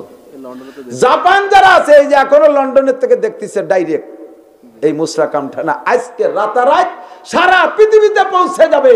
এই গ্রামে এমপি থাকতে পারে, মন্ত্রী থাকতে পারে, ডিসি থাকতে পারে, ওসি থাকতে পারে, এসপি থাকতে পারে, প্রফেসর থাকতে পারে, মাস্টার ডাক্তার থাকতে পারে, স্কুল থাকতে পারে, কলেজ থাকতে পারে, বিশ্ববিদ্যালয় থাকতে পারে। এর কিছুতে মুসরা কামঠানারে এত দূর পৌঁছাইতে পারে নাই। আল্লাহর রহমতে কোরআনের ঘর মাদ্রাসার ওসিলায় আজকে সারা পৃথিবীতে মুসরা কামঠানা পৌঁছে যাবে। কথা কোন ঠিক কি ঠিক না? তাহলে অন্য সবকিছুর চাইতে যে আমার গ্রামটারে এত দূর নিয়ে গেল, তার সম্মান সবচেয়ে বেশি হবে না? সবচেয়ে বেশি হবে না? কত মাস্টার ডাক্তার আছেন, শিক্ষিত আছেন, এখনো পর্যন্ত তারা গ্রামের নামরে দূরে সরাতে পারেন নাই। আমার ছাত্র, আমার স্নেহের মাওলানা তাওহীদ এই ছোট্ট একটু মাদ্রাসা করছে, এর বদৌলতে আল্লাহর রহমতে সারা পৃথিবীতে চলে গেছে। আমি বলতে বাধ্য হব, আপনারাও স্বীকার করতে বাধ্য হবেন, তাহলে এই গ্রামের অন্য সকলের চাইতে আপনাদের কৃতিত্ববান সন্তান মাওলানা তাওহীদ। কথা বলেন, সেই আপনাদের 1 নাম্বার, সেই আপনাদের ইমাম, সেই আপনাদের রাহবার। আর সমস্ত প্রতিষ্ঠানের চাইতে শ্রেষ্ঠ প্রতিষ্ঠান মুসরা কামঠানা মাদ্রাসা। আপনারা আজকে দান করছেন, কষ্ট পেয়ে দান করছেন নাকি? আমি আশ্চর্য হয়ে গেছি, বিশাল লাখখানিক মানুষের মাহফিলি থেকে যেভাবে কালেকশন না হয়, আজকে এই জায়গায় অল্প কয়েকজন মানুষ, গ্রামগার গরিব মানুষ 5,000, 50,000, 10,000, 20,000 কিভাবে দিল। আল্লাহু আকবার। আমার মাঠ গোপালগঞ্জ, আমার সুলতানজি মাদ্রাসা, আমি মাঠে ভাবে কালেকশন করি না, তেমনি কইছে যে যা পারেন হাতে হাতে দেন। অনেকে দিতে চায়, তাতে মিনিমাম 20,000 লোক হবে মাঠে, টাকা হয়েছে 36,000। আমি হিসেব করে দেখলাম পার হেড 1 টাকা 60 পয়সা পড়ছে। আমি কইছি আমি জীবন আর এই ফেরত করবো না। আপনারা আমার কাছেও ধন্যবাদ পাইলেন, আল্লাহর কাছেও পাবেন, নবী পাকের কাছে পাবেন। নিজের জান মাল সবকিছু দিয়ে এই মুসরা কামঠানা মাদ্রাসা করবো। রাজি আছি না ইনশাআল্লাহ? এ জায়গা অবিহি কলা হাদ্দাসানা। আমি এইখান থেকে লক্ষ্মী ভাষার থেকে যাই, আর ফুকরও পড়াইছি, পরে গোবিন্দপুর পড়াইছি। 13 সালেতে আমার মাদ্রাসায় হাত দিছি, তখন এতে ছোট্ট একটা এই খুঁটিতে ওই খুঁটি বুনতে হবে, একটুকু একটা ওয়াল সেট টিন ঘর ছিল, আছে সেটা এখনো। এছাড়া আর কিচ্ছু সেই আমলের নাই। বাকি এখন গেলে ইনশাআল্লাহ আপনাদের চোখ ঠান্ডা হয়ে যাবে। 3 ক্লাস পাইছি যাইয়া, 3 ক্লাসে 3 জন ছাত্র, মক্তবে জন 10, তাকে খেতা খাইয়ে ফেলে উইতি। এমন বেকায়দা আল্লাহ পাক হাতে দিয়েছে। সকলের সহযোগিতা, আপনাদের এই লোহাগাড়ের থেকে আমার মাদ্রাসায় টাকা যায়, এখান থেকেও টাকা যায়। ওই উপজেলা চেয়ারম্যান ছিল লিটু ভাই, আমার মাদ্রাসায় 1 লক্ষ টাকা দিয়েছে। আমার মাদ্রাসার কারেন্টের ওয়ারিং এর তার যা লাগছে দোতলায়, 120 ফিটের বিল্ডিং এর দোতলায় সব দিয়ে দিয়েছে। এই লোহাগাড়ের থেকে যায়। ওই ইঞ্জিনিয়ার মফিজ সাহেবের স্ত্রী, উনি নিয়মিত আমার মাদ্রাসায় দেয়, আরো অনেকে দেয়, নাম বলতে পারছি না। তো বলছি যে এখন আলহামদুলিল্লাহ এই বছর দাওরা হাদিস খুলছি, এই করোনার পরে 10 জন ছাত্র নিয়ে। সবকও শেষ হয়ে গেছে, কালকের পরের দিন দোয়া করবো আনুষ্ঠানিকভাবে। আপনাদের দাওয়াত পারলে যাবেন, দোয়া হবে ইনশাআল্লাহ। আল্লাহ পাক কয়দিনের ভিতরে 13 সালের পর থেকে 9 বছরের ভিতরে অভিকলা হাদ্দাসানা, এত শোনেন না, একটু লক্ষ্মী ভাষা মাদ্রাসা যখন পড়ায় যাই শুনেন। আর আপনারা তাড়াতাড়ি চেষ্টা করেন, এখানেও দাওরা হাদিস মাদ্রাসা হবে, ইতনে দাওরা হাদিস মাদ্রাসা হবে, কোনো সমস্যা নাই। গোপালগঞ্জে 30টের উপরে দাওরা হাদিস মাদ্রাসা। কেন নড়াইল মাত্র দূরে থাকবে? কে নড়াইলেও বৃষ্টি হতে হবে, একটুও সমস্যা নাই, কোনো সমস্যা নাই। রুজি দেবে কে? সরকার চাইলে নাও দেন। আমার মাদ্রাসায় প্রত্যেক মাসে 3 টন লাগে পুরুষ শাখায়, 2 টন লাগে মহিলা শাখায়, 5 টন চাউল লাগে। বাড়ি 2 কেজি চাইল খাই, দিন রাত বইয়ে মোটা চাকরি করি কামাই রে, তারপরে মাসের শেষে উদরে দিয়ে খাওয়া লাগে। আর একটা চাকরি নাই, কোনো কারবার নাই, সরকার চাইলে নাও দেয় না। এই 5 টন কামাই করবো কোন জায়গায়? এ খাতে ডাইল আলু লাগে 1 টন, ডাইল লাগে আধা টন, সয়াবিন তেল লাগে আধা টন, আর নিচে যা যা ডানি ভাবে লাগে তো লাগেই। 2 শাখায় 40-এর উপরে শিক্ষক শিক্ষিকা, এদের মোটা বেতন। কোত্থেকে আসে? আবার ঘরবাড়ি বানাই, কয় যে আছে, আমরা না দিলি কি হবে হুজুর, এটা ব্যবস্থা আছে,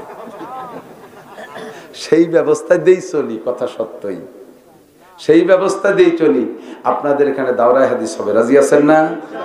এখানে আপনাদের জান মাল যখন যেটা চাই আমার তৌহিদ আপনারা দেবেন ইনশাআল্লাহ। ভালো রেজাল্ট করবে, তবে সকলকে বলবো, তৌহিদরেও বলবো, ওয়ালা তুশরিক ওয়ালা ইউশরিক বিইবাদাতি রাব্বি আহাদা। হাইলাইট প্যান্ডেল দিয়ে আর মাইক দিয়ে আর বক্তা দিয়ে করবা না, হাইলাইট করবা লেখাপড়া দিয়া। আতর চিজ, একজনে জিজ্ঞেস করছে ভাই আতর কি? আতর খায় না পরে? আতর আকে খোদব বুয়াদ, আতর রে চিনেনু লাগবে না। আতর তাকেই বলেছে যে নিজে নিজেই সুগন্ধি ছড়ায়। আতর রে চিনেনু লাগবে না, আতরের মুখ খুললে এমনি গিরান বাড়ে, তার নাম আতর। এখান থেকে বোর্ড স্ট্যান্ড করতে হবে, এখান থেকে প্রত্যেক জামাতে ভালো ভালো রেজাল্ট করবে। এখানে ছেলেরা বাইরে বড় মাদ্রাসায় যাইয়া প্রমাণ করবে যে আমি কামঠানা মাদ্রাসার ছাত্র, মুসলা মাদ্রাসার ছাত্র। তখন তোমার এইভাবে হাইলাইট পোস্টারিং করে করা লাগবে না, ফেসবুকে করা লাগবে না, তাহলে হয়ে যাবে শিরিক, হয়ে যাবে। শিরিকের থেকে বাঁচতে হবে। আমার যা কিছু করব ইখলাসের সাথে আল্লাহর জন্য। কার জন্য? আল্লাহর জন্য করব, আল্লাহই আমাকে বাড়াই দেবে। খেসে রারন জুরে সাজো জারে জার তা তুরাবি রুকুনা দাজ ইশতেহার। আমার নাম যদি আমি পোস্টারে বিশাল ব্যানার করে লিখি, আমি নিজে লিখে টানাই দিছি, আমি আল্লামাতুন নাহার, আল্লামাতুদ দাহার, কুমকুমাতুন নাহার, কলা গাছে থোড় হাওড়ার ব্রিজ, পীরে কামাল, রইসু শায়াতিন, কুতুবুদ্দিন ইত্যাদি ইত্যাদি, মাওলানা নাসির আহমদ, মানসিক গোবর দিয়ে গাইবে আমার ব্যানার বইরে। আর আমি যদি আমার নাম জিজ্ঞেস করলে আপনার নাম কি? আমার নাম নাসির, তখন আপনারাই আমার নাম ওই যে 5 লাইন ধরে লেখবেন। আমি কার্ডও ছাপাই না, কিটা যেন ছাপাই দিয়েছে বড় তা বিতরণও করি না। আমি খালি নাসির।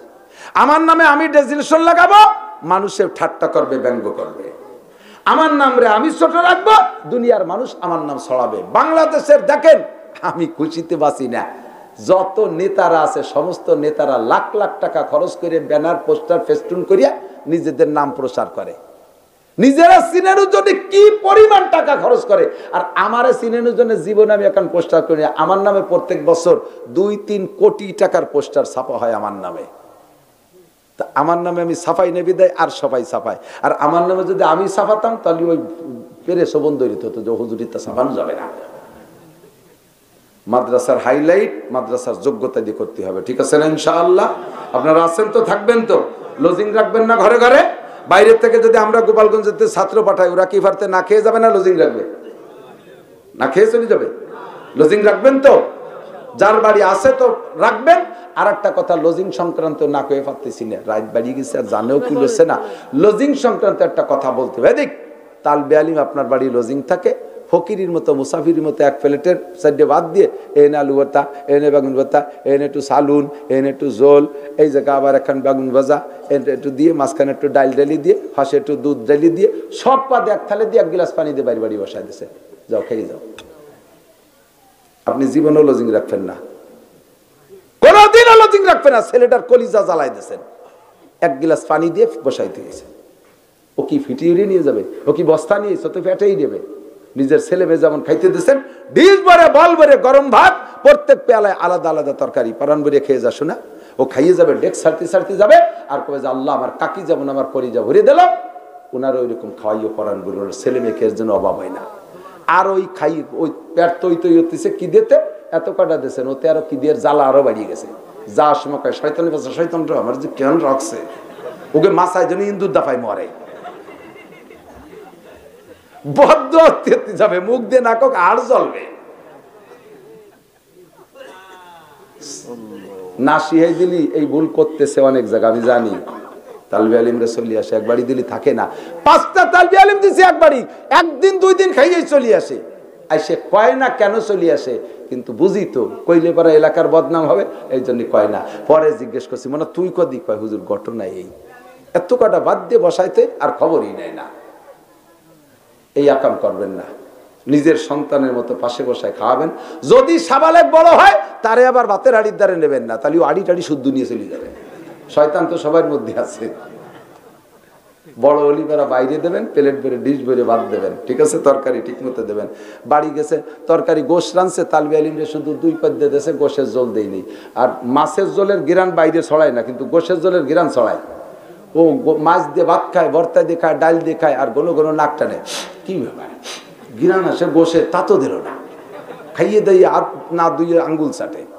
আমি হাত দিয়ে যাও, কাকি গোশের গিরান কয় খাইস কেনে রাত্রি গেছে, কয় তা ছেলে মেয়ে খাই বেড়েছে।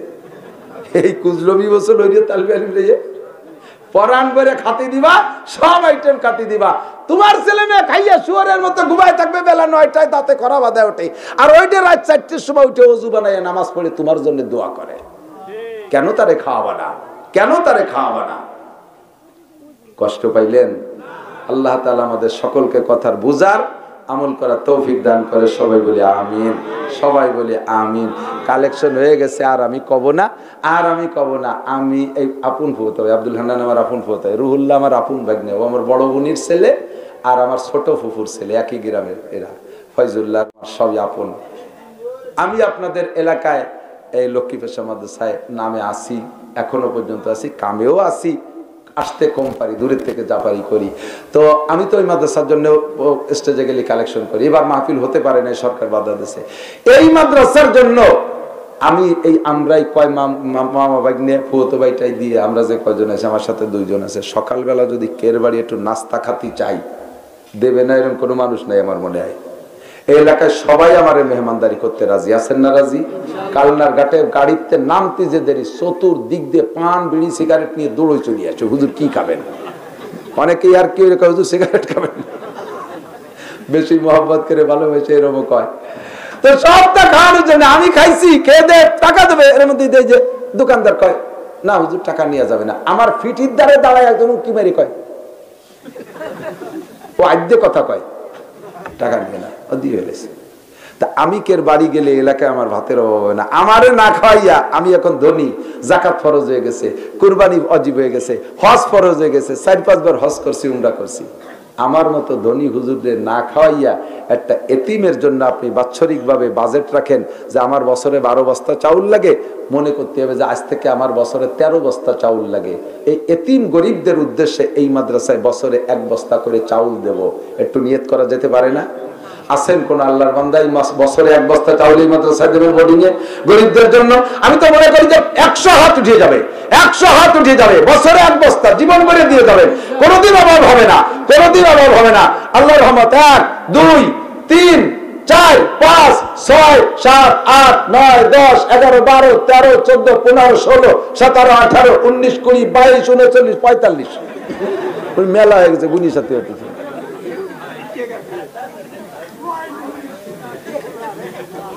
দেবেন তো ইনশাআল্লাহ? ঠিক আছে তো? প্রত্যেক বছর দেবেন, কোনদিন আপনার গোলা খালি হবে না। আপনি খাইয়ে ঘুমাই থাকেন, ওরা খাইয়ে দোয়া হবে শেষ রাত্রি, আর শেষ রাত্রি দোয়াই কবুল হয়। আমার মা বোনরা এলাকার মুষ্টি চাউলের ব্যবস্থা করবেন। প্রত্যেক বাড়ির থেকে 1 মুঠ মুষ্টি চাউল যদি অক্তে অক্তে রাখে, সপ্তাহে কমপক্ষে 1 কেজি চাউল হয়। মাসে 4 কেজি চাউল দেবেন, বছরে 4 48 কেজি। পুরুষরা 1 বস্তা দেবে, আপনারা মহিলা দিয়ে ফেলবেন বেশি, কারণ জান্নাতে যার যার কায়দায় তার তার যাইতে হবে। আর এইটা মহিলাদের হক, এটা মহিলাদের। এদিক থাকেন, এদিক। আর উলামায়ে কেরাম কৃপণতা করবেন না, এই জায়গা বড় লোকিগিরি দেখাবেন না, কালেকশন করবেন। এদিক মজার একটা গল্প শোনাই। দারুল উলুম দেওবন্দের শাখা এইটা। দারুল উলুম দেওবান, ভারতের দেওবান মাদ্রাসার আমাদের এই সব মাদ্রাসার মুরব্বী। তো দেওবান মাদ্রাসায় আজও কালেকশন হয় শুনছি মুষ্টি আটা, ও দেশে তো আটা খায়, মুষ্টি আটা কালেকশন হয়। তো সর্বপ্রথম মাদ্রাসা কইরা এই এলাকায় মুষ্টি আটা কালেকশন করে। ইতিমধ্যে এক বড় লোক যাইয়া কাসেম নানুতুবি রহমাতুল্লাহ আলাইকে বলতেছে, হুজুর আলেম তালবি আলিম কোরআন পড়ে, এরা সর্ব উপরের মাথার মুকুট, এরা বাড়ি বাড়ি সপ্তাহে 4-8 জনই করে, আমার ভালো লাগে না হুজুর। হুজুর কথা খাবে কি? যে সারা বছরে যা আটা লাগবে সব আমি দেবো, তালবি আলিমরা বিক্রি করতে পারবে না। খুশি হলেন না? আমরা যদি বলি যে আমি এই মাদ্রাসার সব চাউল দেবো, তাহলে আপনারা খুশি না? সবাই খুশি। এখন হুজুর কয় প্রস্তাবটা তো অনেক সুন্দর, তবে আমি আজকে ডিক্লার দেবো না, আগামীকাল বলবো, আমার একটা মশওয়ারা আছে, তুমি কালকে এসো। তো ওই লোক কালকে আসবে বলে চলে গেছে। হুজুর এবার পরামর্শের জন্য মাদ্রাসার হুজুরদেরকে ডাকে নাই, কমিটির কেউ ডাকে নাই। মহল্লায় এক বুড়ি, ওই নানুতুবিদের চাইতে মুরব্বী দাদি রেস্তায় হবে, এরম এক বুড়ির কাছে গেছে। ওই বুড়ি মুষ্টি আটা দেয়, যে বলতেছে দাদি আপনাদের এই পরিশ্রম, আপনাদের এই দান আল্লাহ এমন ভাবে কবুল করছে যে আপনাদের এই মুটমুট দানের ওসিলা আল্লাহ তাআলা এক বড় লোক আনি দিয়েছে আমাদের মাদ্রাসায়, উনি সারা বছরের আটা দিয়ে দেবে, আপনাদের আর এইভাবে মুষ্টি আটা দেয়া লাগবে না দাদি। বুড়ি কান্দে দিয়েছে, কয় কাসেম তাহলে আমাদেরকে ভেস্তে জাতি দিবা না? তোমরা বড় বড় হাদিস পড়ো, কোরআন পড়ো, তাহাজ্জুদ পড়ো, তোমরা ইবাদত বন্দেগী করো, তোমরা আর ওই বড় লোকরা ভেস্তে যাবা, আমরা সাধারণ পাবলিক কিছু করতে পারি না, এক মুঠ আটা দিয়ে একটু ভেস্তের আশা করতেছিলাম, তাও নিবা না, আমরা ভেস্তে যাবো না। তুমি ঠিক আছে, তুমি তোমার বড় লোক নিয়ে ভেস্তে যাইও, আমরা তো জোকেই যাবো। নানু তুমি কয় দাদি বড় লোক দেয় দিক, তোমাদের মুষ্টি এটা কিয়ামত পর্যন্ত চলবে, তোমরা ভেস্তে যাবা। হাজারো গরিব মানুষ বড় অঙ্কে দিতে পারে না, এক মুঠ মুষ্টি চাউল, এক মুঠ মুষ্টি আটা, ওই একটা ডিম বেচিয়া 8টা টাকা ধুয়ে দিছে, 8টা টাকা রেখে দিছে যে মুসরা মাদ্রাসায় দেব। ওই ডিমটা মুরগিটা যখন বাচ্চা সেই সময় মান্যত করছে, এর প্রথম পত্তনে যা ডিম হয় সব বেশি মাদ্রাসায় দিয়ে দেবো, সেই টাকাগুলো দিয়ে বিটি একটু জান্নাত কিনতে চাই, আমরা কেন আনবো না? এই জন্য লজ্জা শরমের কিছু না, আমরা আনতে যাব, আপনারাও দেবেন। রাজি আছেন তো ইনশাআল্লাহ? বাড়ি মেয়েদেরকে বলবেন প্রত্যেকের ঘরে ঘরে একটা মুষ্টি চাউলের ডাব্বা বানাবে, ওখান থেকে কালেকশন হবে ইনশাআল্লাহ। এদিন ইনশাআল্লাহ মাদ্রাসা একদিন দাওরায়ে হাদিস পর্যন্ত পৌঁছে যাবে। যারা জায়গা দিয়েছেন আমি আল্লাহর কসম দিয়ে বলতে পারি, যারা টাকা দিয়েছেন বা টাকার বিনিময়ে যদি জায়গা বেচে, উনি যদি না বেচে, আমরা কোটি টাকা দিয়ে গুছালি কি হবে কন্ত? ঠিক না? অতএব উনি যদি ন্যায্য মূল্য নিয়ে জায়গা বিক্রিও করে, তারও ওসিলায় আপনারা এবং উনি সহ সকলের জন্য জান্নাতের মধ্যে বিশাল বিশাল জমি আজই লেখা হয়ে গেছে। যে যা ওয়াদা করছেন সময় মতো দিয়ে দিবেন। আল্লাহুম্মা সাল্লি আলা মুহাম্মদ, আল্লাহুম্মা সাল্লি আলা মুহাম্মদ। এবারে চাউল আলারা যারা হাত জাগাইছেন, এরা একটু মেহেরবানি করে যাওয়ার আগে এখানে নামটা এবং মোবাইল নাম্বারটা লেখাই যাবেন, পারবেন না ইনশাআল্লাহ? সবাই যেন ওয়াদা খিলাফ করবেন না। আল্লাহুম্মা সাল্লি আলা মুহাম্মদ। আলহামদুলিল্লাহি রাব্বিল আলামিন। ربنا ظلمنا أنفسنا وإن لم تغفر لنا وترحمنا لنكونن من الخاسرين ربنا فاغفر لنا ذنوبنا وكفر عنا سيئاتنا وتوفنا مع الأبرار ربنا هب لنا من أزواجنا وذرياتنا قرة أعين واجعلنا للمتقين إماما মেহেরবান আল্লাহ আমাদের গুনাহ খাতা maaf করে দেন, অবশ্যই আমাদের গুনাহ maaf করে দেন। আয় আল্লাহ, আপনাকে আমরা রব বলে স্বীকার করে এসেছি, দুনিয়ার ধান্দায় নফসের ধোঁকায় শয়তানের প্রেমে পড়ে ভুলে যাই। আয় আল্লাহ, আমরা যতই ভুলি তুমি আমাদের রব। আল্লাহ তুমি আমাদের রব, রব হিসেবে আমাদের সমস্ত গুনাহ তুমি maaf করে দাও। রব হিসেবে আমাদের সমস্ত প্রয়োজন তুমি পূরণ করে দাও। আয় আল্লাহ, আমাদের ব্যক্তিগত প্রয়োজন, পারিবারিক প্রয়োজন, সামাজিক প্রয়োজন, রাজনৈতিক প্রয়োজন, প্রাতিষ্ঠানিক প্রয়োজন, সকল প্রয়োজন তুমি রব, তুমি পূরণ করতে পারো। সমস্ত প্রয়োজন তুমি পূর্ণ করে দাও। আয় আল্লাহ, আমাদের আব্বা মা, দাদা দাদি, নানা নানি, শ্বশুর শাশুড়ি, আত্মীয় স্বজন, পাড়া প্রতিবেশী, বন্ধু বান্ধব, উস্তাদ শাগরেদ, পীর মুর্শিদ, আপনজন যারা কবরে চলে গেছে, সকলের পক্ষ থেকে ক্ষমা চাই, তুমি maaf করে দাও। সকলের কবর আযাব তুমি বন্ধ করে দাও। সকলের কবরে তুমি জান্নাতুল ফেরদাউসের দরজা খুলে দাও। আজকে এখানে অনেক মরহুমদের ওয়ারাসারা টাকা দিয়েছে জমি কেনার জন্য। মেহেরবান আল্লাহ, সেই মরহুমদের কবরে বিশাল প্রশস্ত জায়গার ব্যবস্থা করে দাও। তাদের কবরে জান্নাতের দরজা খুলে দাও। তাদের কবরকে নূরে রহমতে ভরপুর করে দাও। যারা দান করলেন নিজ জবান দিয়ে ওয়াদা করে হাতে টাকা দিলেন বা দিবেন, আল্লাহ কিয়ামত পর্যন্ত তাদের বংশের তাদের নসলের কেউ যেন দুনিয়ার অভাবে পড়ে যায় না। আয় আল্লাহ, তাদের হালাল রুজির প্রশস্ত ব্যবস্থা করে দিও, হালাল ভাবে লাখ লাখ কোটি কোটি টাকার মালিক বানাই দিও। ঈমান ও ইসলামের সাথে আমাদের সকলকে থাকার তৌফিক দান করো। যার যে অশান্তি আছে দূর করে দাও, সকল যারা অসুস্থ সবাইকে সুস্থ রোগ মুক্ত করে দাও। আয় আল্লাহ, মা বোন যারা পর্দার আড়ালে হাত তুলেছে তাদের নেক আশা পূরণ করে দাও। পারিবারিক অশান্তি থাকলে দূর করে দাও। যুবতী মেয়ে যুবতী বোন ঘরে থাকলে বিবাহের সুব্যবস্থা করে দাও। রোগীরা দোয়া চেয়েছে সবাইকে শিফা দাও। আয় আল্লাহ, আমার সুলতান শাহী মাদ্রাসার 2 জন শিক্ষক অসুস্থ, মাওলানা ইকবাল সাহেব, মাওলানা মনিরুজ্জামান সাহেব বেশ অসুস্থ। রব্বুল আলামিন 2 জন মুহাদ্দিস হাদিস পড়াইছে, বুখারী শরীফ পড়াইছে, হাদিসের কিতাব পড়াইছে। আল্লাহ, তোমার মুহাদ্দিস 2 জনকে তুমি সুস্থ করে দাও, মুহাদ্দিসদেরকে সুস্থ করে দাও। আয় আল্লাহ, নড়াইল জেলার যত মাদ্রাসা আছে সমস্ত মাদ্রাসা কবুল করে নাও, সব মাদ্রাসার অভাব দূর করে দাও, সব মাদ্রাসাকে সহি দ্বীনি উলুমে নবাবির মার্কাজ হিসেবে কবুল করে নাও। তালিম তরবিয়ত সহি তরিকায় করানোর তৌফিক দাও। আয় আল্লাহ, নাম নয় কামের মাদ্রাসা বানায় দাও। আয় আল্লাহ, ভাইরাল চাই না দুনিয়ার কাছে, তোমার আখিরাতের খাতায় ভাইরাল করে নাও। আয় আল্লাহ, আমাদের কবুল করে নাও। এই মুসরা কামঠানা মাদ্রাসা তুমি কবুল করো। এ জায়গা অবিহিকলা হাদ্দাসানা সুর চালু করে দাও। দানকারীদেরকে তুমি কিয়ামতে আনসার সাহাবাদের সাথে জান্নাতি করে দিও। আলেম তালবে ইলম যারা এখানে পড়ে তাদের মুহাজিরিনদের সাথে কবুল করে নাও। এই মাদ্রাসায় দানকারীদেরকে আল্লাহ মাদ্রাসার সাথে মহব্বত ভালোবাসা যারা রেখেছে সকলকে তুমি কমপক্ষে একবার হলে মক্কা মদিনার মাদ্রাসা মসজিদ দেখার তৌফিক দান করো। আমাদের সকলকে মরণের সময় জবানে কলেমা তয়্যিবা জারি করে দিও। বাংলাদেশকে করোনা ভাইরাস ওমিক্রনের বদনাম থেকে হেফাজত করো। বাংলাদেশকে ওমিক্রন থেকে করোনা ভাইরাস সহ সকল প্রকার নতুন নতুন আগমনী ভাইরাস থেকে বদনাম থেকে তুমি দেশকে হেফাজত করো। আয় আল্লাহ, মুমিন মুসলমানদেরকে সহি বুঝ দান করো। রব্বিরহামহুমা কামা রব্বায়ানি সগীরা রব্বি জিদনি ইলমান নাফিয়া। আখেরি ফরিয়াদ আল্লাহ, আমার মাদ্রাসা আগামী শনিবার খতমে বুখারীর প্রোগ্রাম, মেহেরবান আল্লাহ তুমি হোসনে ইন্তেজামের সাথে প্রোগ্রাম করার তৌফিক দান করো। লক্ষ্মীবাসা মাদ্রাসার খতমে বুখারীর প্রোগ্রাম তুমি কবুল করে নাও। যথেষ্ট পয়সা করি খরচ হবে, মেহেরবান আল্লাহ তুমি জোগাড় করে দাও। এ ব্যাপারে যারা সাহায্য করে তাদেরকে তুমি গায়েবী সাহায্য দিয়ে ভরপুর করে দাও। আয় আল্লাহ, আমাদের চলাফেরার পথে সকল প্রকার আপদ বিপদ বালা মুসিবত হাদিসা দুর্ঘটনা অ্যাক্সিডেন্ট চোর ডাকাত গুন্ড বদমাশ শত্রু দুশমনের হাত থেকে হেফাজত করো। আয় আল্লাহ, আমার 3 জন মুরব্বী চোখের সামনে অসুস্থ, আমার মা, আমার ছোট ফুফু, আমার বড় বোন। রব্বুল আলামিন 3 মুরব্বীকে তুমি সুস্থ করে দাও। আয় আল্লাহ, যদি হায়াত থাকে অবশ্যই সুস্থ করে দাও। আয় আল্লাহ, হায়াত থাকলে আমার মাকে আমার ফুফুকে তুমি সুস্থ করে দাও। যদি সুস্থতা মঞ্জুর না থাকে ঘরে ফেলায় আর কষ্ট দিও না। ঈমানের সাথে তোমার রহমতের কোলে নিয়ে নিও।